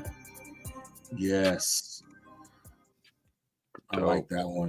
Why does it seem like when you got the bells, I love bells and hear them and don't get used as much, but it's either Christmas bells or you're going to hell bells. It's like it ain't no in between with bells. When you hear them, it's like, hey, you waiting for Rudolph or you going descending into the depths of Hades and shit. So that I've one, never you thought know, about it like that, Fresh. I've never thought about it like that. Damn, think Fresh, about you it. reached Go in find me somewhere some in dark. between bells. Yeah. You think about tubular bells like from Yes. The Yes. Exorcist? Yes. Oh, Mike Oldfield. Yes. Yeah, Hey, I dig that one right there. that's dope. Herb said that bass ain't no joke. No. Thank you. Hansel and Gretel, they was finding some fucking molded breadcrumbs. Couldn't escape the witch type music. Yeah. That was haunting through the trees. Ain't no leaves, shit like that. That was yeah. I think Who would you like to because I mean I don't know a lot of like rap dudes or rap bras or whatever, this and that. So what I try to do with my beats is I try to turn them into like a picture, like a video. Like when you listen to the shit, if you think about something, if you like you said earlier, yeah, man, that sounds like a theme in a movie. That's what it's supposed to do. Music is supposed to take you somewhere. It's not supposed to just sit there and be like, oh, okay, if Juvenile was on this would be tight. The beat, in my opinion, is supposed to set the stage. That's just my opinion. Yeah, I mean, it's supposed to be like when an artist come in and be like, I'm feeling this vibe. Okay, you play them 5 beats and they be like, I connect with that one there. Exactly. Yep. Let's go with it. All right, cool. You can always tweak it, do some changes like, hey, take the drop out there, put it here. Yeah, the restructuring. Once you get someone to spit on it, it's supposed to paint the picture. Yeah, I mean that is I get it, like, because that's the thing. Like you've got the structure there for them to write to, and then there you go over the top of it. Then that's when you can do your drops, mixing it in and actually adding even more variety, which at some point you might even get a different idea of, I can flip this a completely different way and transition. Exactly.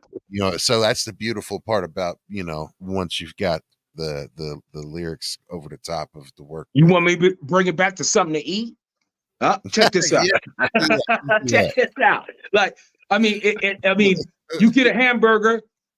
What do you put on it? I mean, talk to me. Let's rap. Oh shit! You want lettuce or tomatoes, or do you want just tomatoes? I mean, you want bacon? We stomach over that grumbling. He said, "No." I mean, how many motherfuckers sell hamburgers, man? No pickles. There you go. No pickles. Look, at the top of the show, as soon as we went live, the wife walked down here and was like, "Here, babe, I just made you a plate. Gonna bring me a whole big ass plate of tacos." I was like, I can't eat while I'm on the air right now. So yeah, my stomach is talking to me. There you go. There you go. But let me say this though. Ashley, thank you for letting me hear Fairy Tale and requesting Fairy Tale. Yes. Cannady, my email is smokemei'mthatdope@gmail.com. Go ahead and send that WAV file. Okay. It is. Okay. I will bless that track. I will have something done to that within the next few days. And then I'll send that dinero. Okay. Boom. And same with Mellow. I'm gonna jump on your horror beat, bro. Oh, the Hitman beat? Yeah. I'm gonna jump on the Hitman. I actually listened to that like 5 or 6 times the other day, and I don't get dark and graphic, but I feel like I'm gonna get super aggressive, and I'm gonna do it. Yeah. Step out of my element. So you'll be getting that dinero soon. And again, my email is smokemei'mthatdope@gmail.com. Go ahead and send that wave. Yeah, well, definitely will. I think y'all did a good job by pairing me and Mellow together, because like if he could play guitar riffs, I need to talk to him. There it is. Yeah, man. I mean, if you like, I got one like 40-second one on my YouTube if you want to hear the kind of music that I kind of used to make before hip hop, man. It's a cover song that I just made super slow. So I gotta know, Ghost Boogie, if you want to play that or not. But it's only like 45 seconds long, so it's not like long. And what is it again? Where's it at again? It's on my YouTube. Got it. And it's the picture of the girl with but just so you guys can kind of see like where I was, what I was talking about in terms of the music I kind of used to make, and like I guess what I could do on Talking like about this one right here. No, you could play that. That one's crazy too. That's one of the best beats I've ever made. But go, yeah. Or are you talking about this one? This one. Yeah, this one, the Cardigans. Yeah. Gotcha. Yeah. Okay. Yeah. All AI video. I feel we're facing a problem. You love me no longer, I know, and maybe there is nothing that I can do to make you do. Mother tells me I shouldn't bother, that I ought to stick to another girl, a girl that surely deserves me. I think you do. So I only released like I call it like part 1. But you see, so that's, and then bro, if you want to play that midnight track, just play like 30 seconds of it because you'll get the overall. I don't want you to sit there and listen like 4 minutes. That's your favorite beat, the best beat you've ever made. This is one of the craziest. Like this took me like 2 months to make this beat and make it sound like this. Cause it's like, I was really into Stranger Things and the synths and stuff. So I bought a bunch of like the instruments, and this was made on like my MIDI. But yeah, go ahead and press play. That's funny. That's what I thought. When I gave it the first listen, that's what I thought when I thought about this one. Yeah, it's Stranger Things. Yeah, I was very much inspired.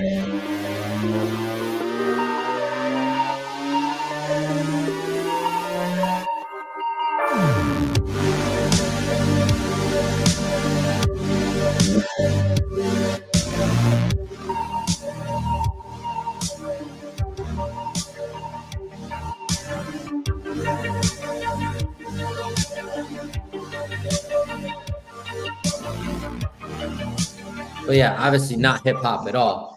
But just so you got, like that's, this is something where this is like the beginning of my crossover into hip hop. You see what I'm saying? Someone could spit on that. Mm-hmm. Yeah, so, yeah, people could. Yeah, you could definitely spit on that, exactly. But you could also right turn here, that into this like part. Like you could turn that into an emo track too. So that like this beat I made probably 5 or 6 years ago. And it's just on my computer. But it's like that's where I started going into like where I'm like, I don't really need a band, I just need really good samples and like a MIDI keyboard. You know what I mean? Like that's where that's where I really started realizing. That joint is tight, man. Thanks, dude. I appreciate that. Yeah, that joint is tight, man.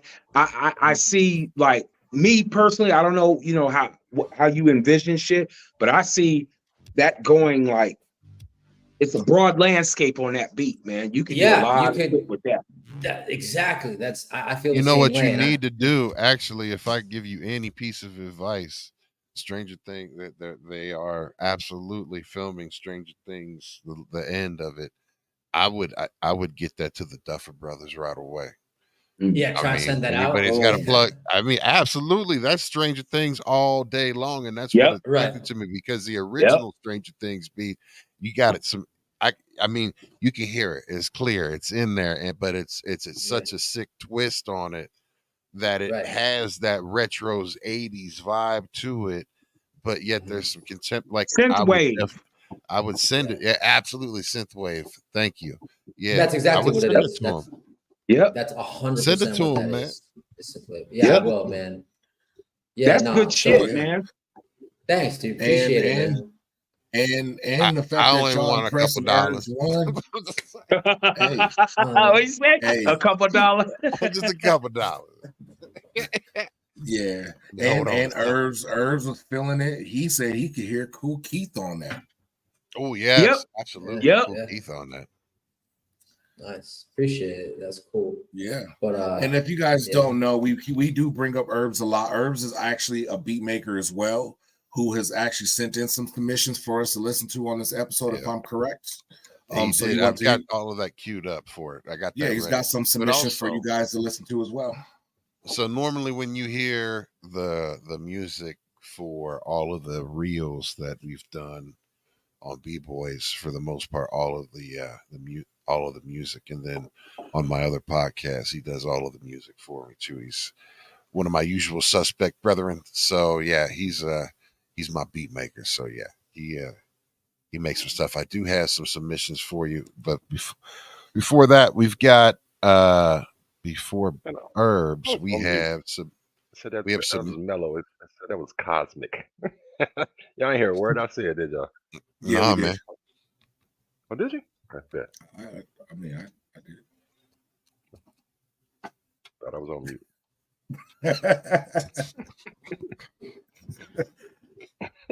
So yo, check this out. So speaking of our Discord server, what we're gonna do is I'm gonna put this link in the chat one more time. If you have a desire to be able to submit, get your stuff played on the air or whatever it is that you want to share with the show, go click on that link. Discord is free for you to join.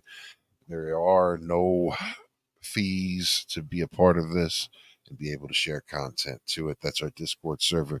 It looks just like this.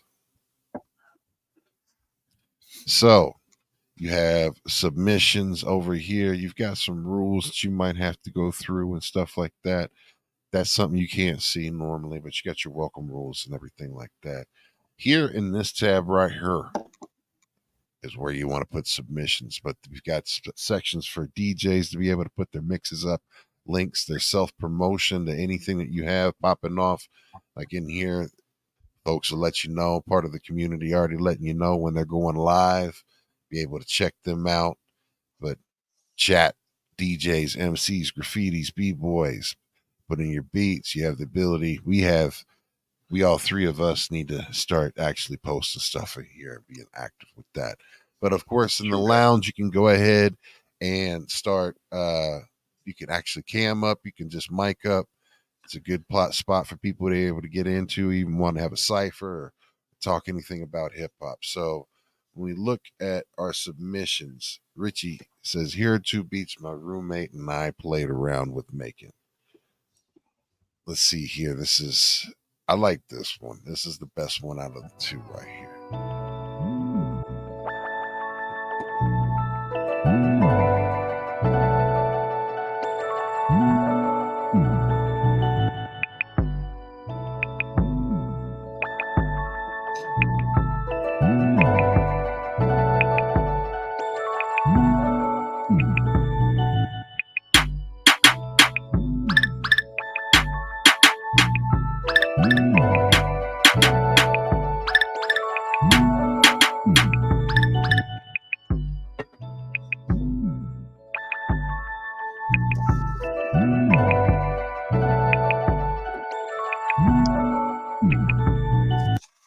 So Richie and Chico are just starting out and learning like software and learning interfaces and learning music all together.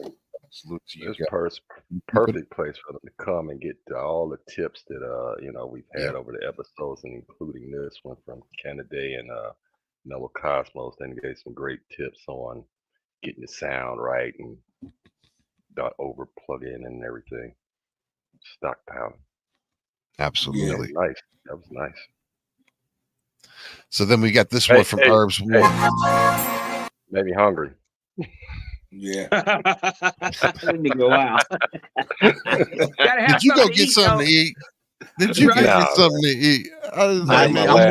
No, we good.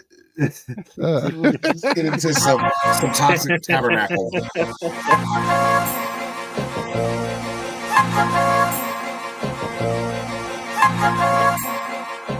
That's already hot.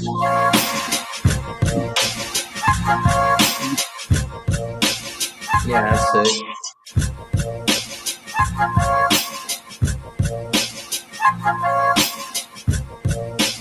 That shit tight.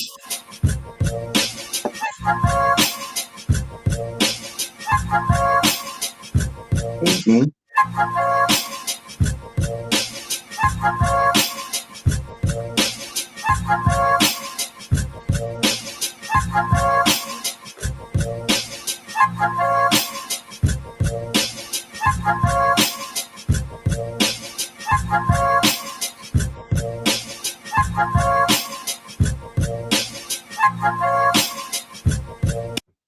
Toxic Tabernacle, Mike. That shit's hitting the freeway at 50, 55, 65. Yeah, Yeah. that's actually a good one. Yeah, that is good. Yeah, For the Herbs coming with the Afro Samurai beats. And then here we go. We got this one right here.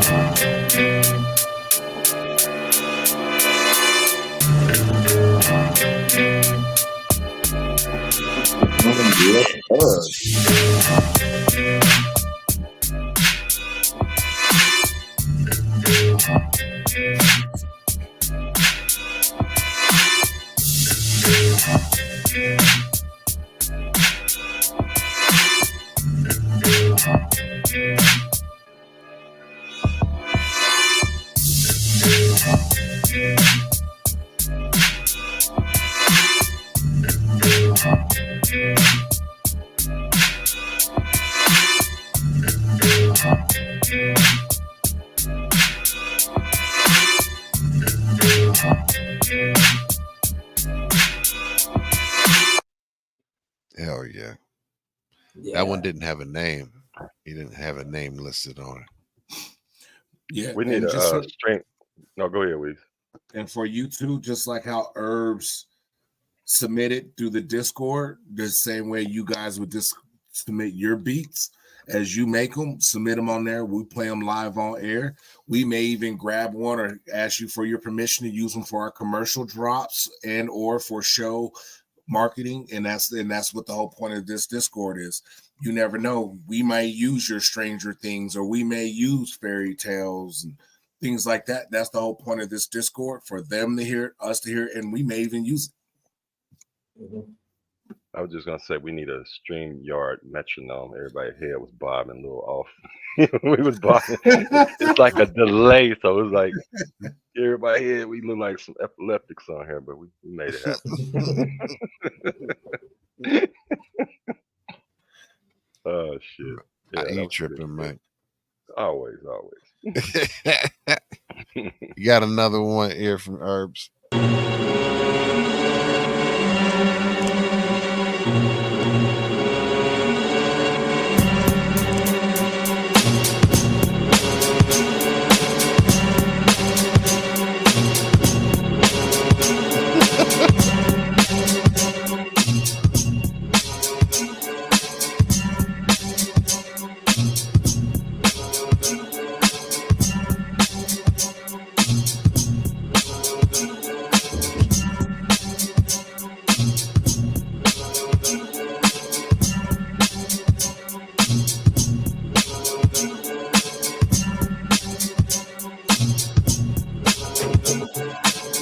G-rap shit.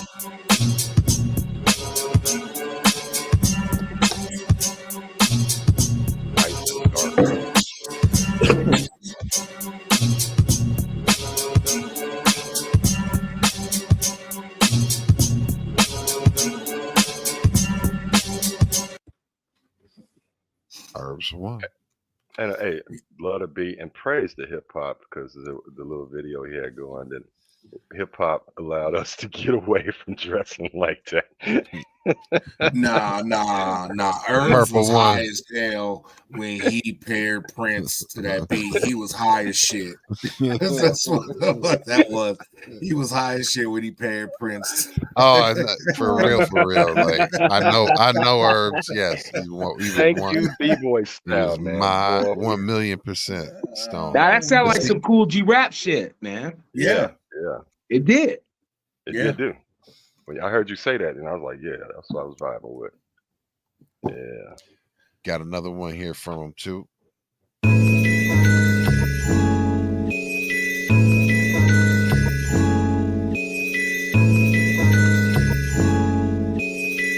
She keeps forgetting something in that bottom cap. Yeah, apparently, yeah, it's okay.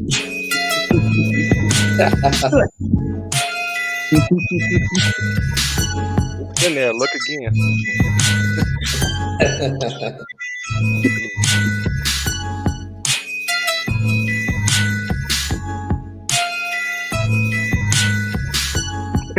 Nice video. See, I hear Michael McDonald over this. I keep forgetting what's behind that closed doors. All right. Herbs be trying to get me in trouble with the wife. I open up my Instagram and the first thing I see is an Herbs beat with one of his videos, and I know one day she's gonna glance over like, "What you looking at?" Look, it's just an Herbs one beat. It's just an Herbs beat. Just show him this one. Right.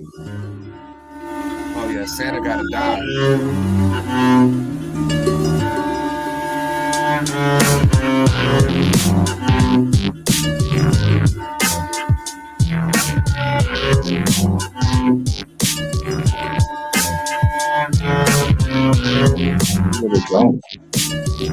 Crazy mashup.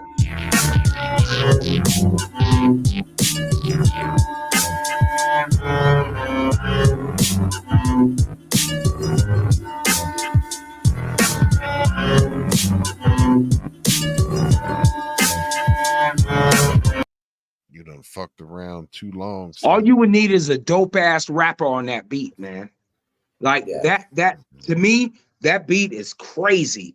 All you would need is a dope ass rapper, and he or she would have to be telling the story. Yeah, like something tough. Yeah, that would be sick. Yeah, man. Yeah, that was good. Got one more. Yeah.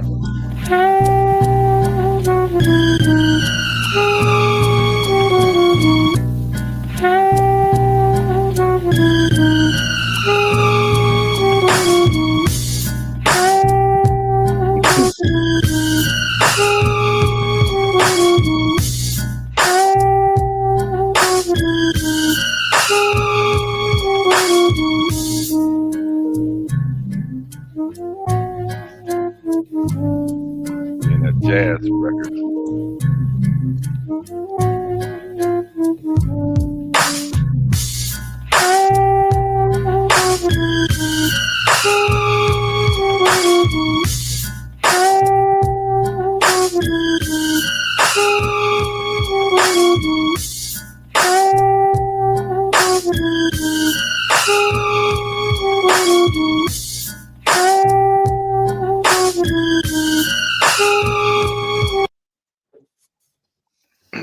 Like he slapped some jazz over cutie pie drums. Exactly. That's digging into crates. Yeah. That's digging it. That's DITC all day long. That's Guru. Mm-hmm.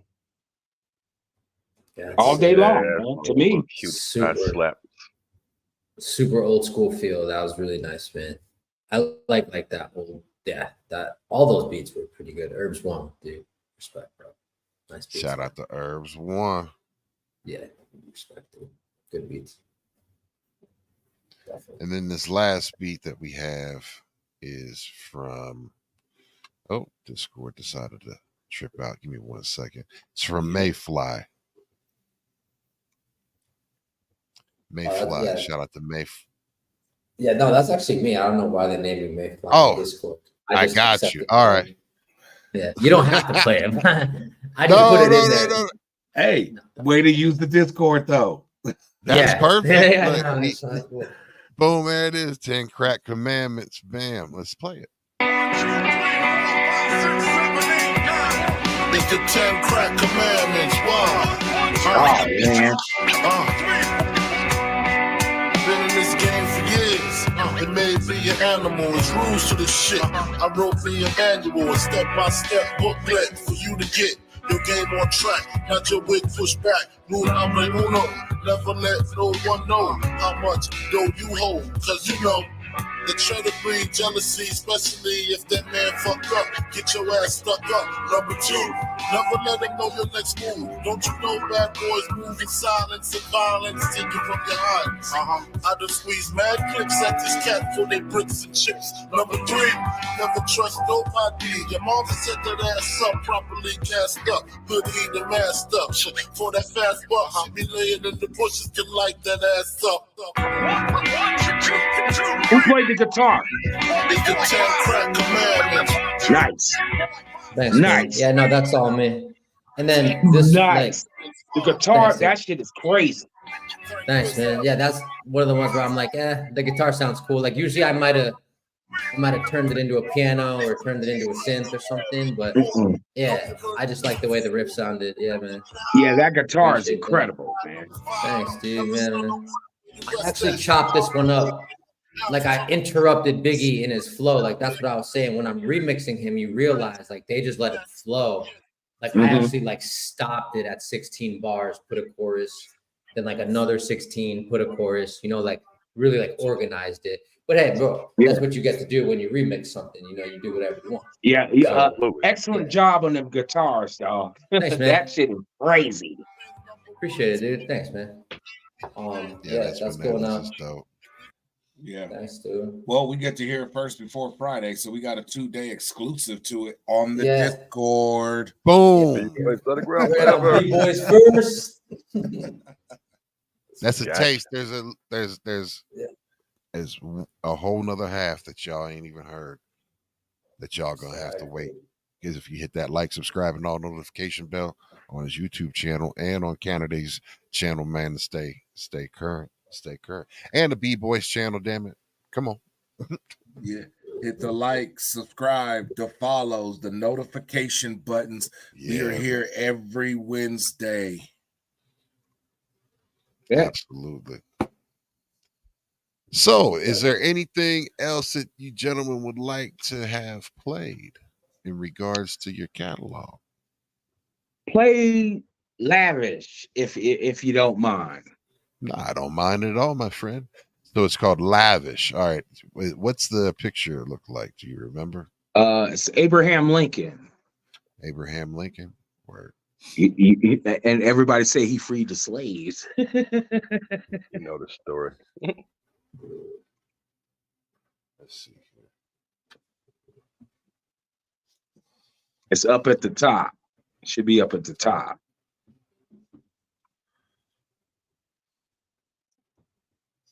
Second one at the top.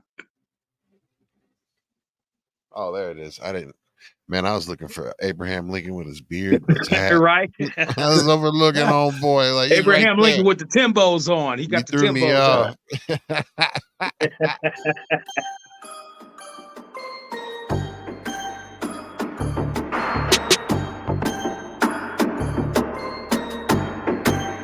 Cannady Law Beats.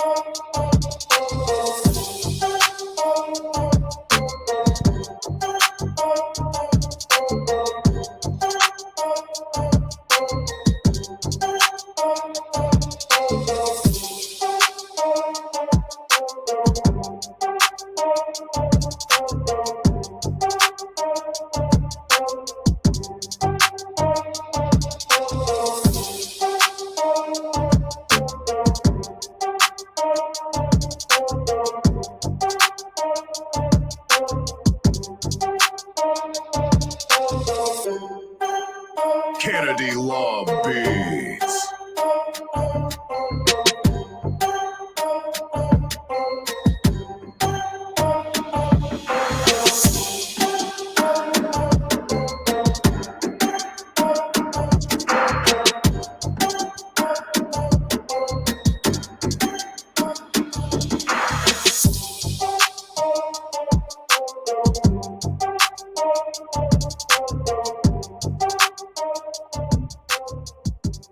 That one was nice. Yes. I love the drop in that one, especially when the beat drops on that one. That's an xylophone. That's that ding ding, right? You know, the little thing with the little red, exactly yellow, what it blue. is. Yep. Hey, I may not make beats, but I know a little instrument here or there. You know what I noticed? Neither of you gentlemen, use any samples. Not famous ones. Nah. I mean, like it's not. What I would say is that doesn't seem like the sampling that, or when you use sampling on either of them, that you lean on them and make it the vehicle to carry the song. How about that? Right. Yeah. I want the next generation to sample from us. There we go. That's awesome. Yeah. I've sampled from myself. Has anybody ever done that? Yep. Made a original beat and then sampled and freaked it. That's funny. Yep. Definitely. That's different. I've never thought of it. Yeah, do it at one tempo, then like speed it up or slow it down, and add some different drums, and it's just like treating it like it's it's a record. I might try it. I might try that tomorrow. That's it. There you go. Take it back and flip it. Yeah. Yo, guys, I'm about to drop off. So I'm a little out, baby. That's my fault. Yeah, not a problem. Actually, baby. We can sign off. Y'all good? Right. Everybody good? Good. Yeah. All right, let's do this. Sign off. We'll give you shout outs first, Mellow, so you can get up out of here. Shout outs, fam. All right, yo, shout out to everybody on this podcast. And honestly, shout out again, my own channel. Go to MellowCosmos.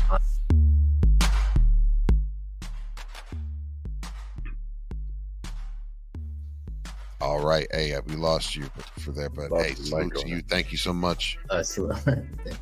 There you go. If you got to take care of your baby, there it is. Boom. All right. And then, Cannady, super dope. Thank you so much. Man, I want to give a shout out to all three of you brothers, man. I appreciate your time, and I appreciate you giving a dude a nod, man. Straight up and down. And then I want to give a shout out to Mellow. He better talk to me because me and him could do some work. Oh, absolutely. Yeah, and anybody out there that's supporting y'all podcast, man, big ups to them, man. Absolutely. Trying to big grow up it. to you, man. Dope. Super dope. That's my beat, by the way, right there, Cannady. What's that?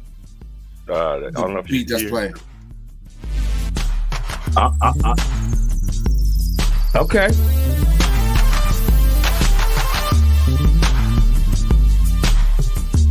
That's the theme song for the show, season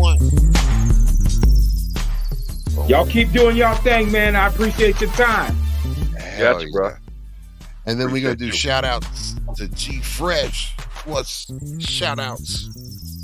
Shout out to everybody to tune in to B-Boys Underground forever in 2024 and the years beyond. Shout out to your family, friends, loved ones. You know who you are.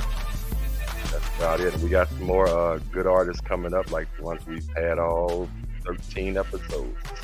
Stay tuned. Absolutely. A big shout outs, fam. Shout out to the Michigan Wolverines. Go Blue. Hey, I've been waiting on this one, man. 1997, I'm waiting. I'm rooting for them. Nah, but yeah, shout out. You know what? I want to shout out to the ones that rock with me 2024 and forward. Shout out to my supportive wife that allows me to do the knucklehead shit that I do constantly. Mm-hmm. The ones that constantly support my whole movement and my cause in music. Shout out to them. I want to shout out to B-Boys Underground, as y'all gave me a platform to be heard and be seen as well. And I want to shout out to my record label, Kings County Media Group. We got a lot of music dropping this year. Hell yeah. Salute. Well, yo, I'm Ghost Boogie. I want to say thank you to, of course, G Fresh, Big Weeze, of course, Cannady, and Mellow. So much love to you guys. Great episode 13. Make sure that you stay locked in again next week. We'll have a special surprise guest coming up next week. You'll be on the lookout for the when I publish the actual reel, and then y'all know. Stay tuned. But you can check us out again next Wednesday at 9 p.m. Eastern, 8 p.m. Central, 7 p.m. Pacific, or 7 p.m. Mountain, and 6 p.m. Pacific. I'm Ghost Boogie. On behalf of B-Boys Underground, we thank you all so much. Thank you all so much for submitting herbs. And Richie, thank you guys. Miss Catherine, Becca Boo, all the folks, Gorilla Strong, that came in, checked out. Much love to y'all. We appreciate y'all. We are B-Boys Underground. Again, we will see you. Peace.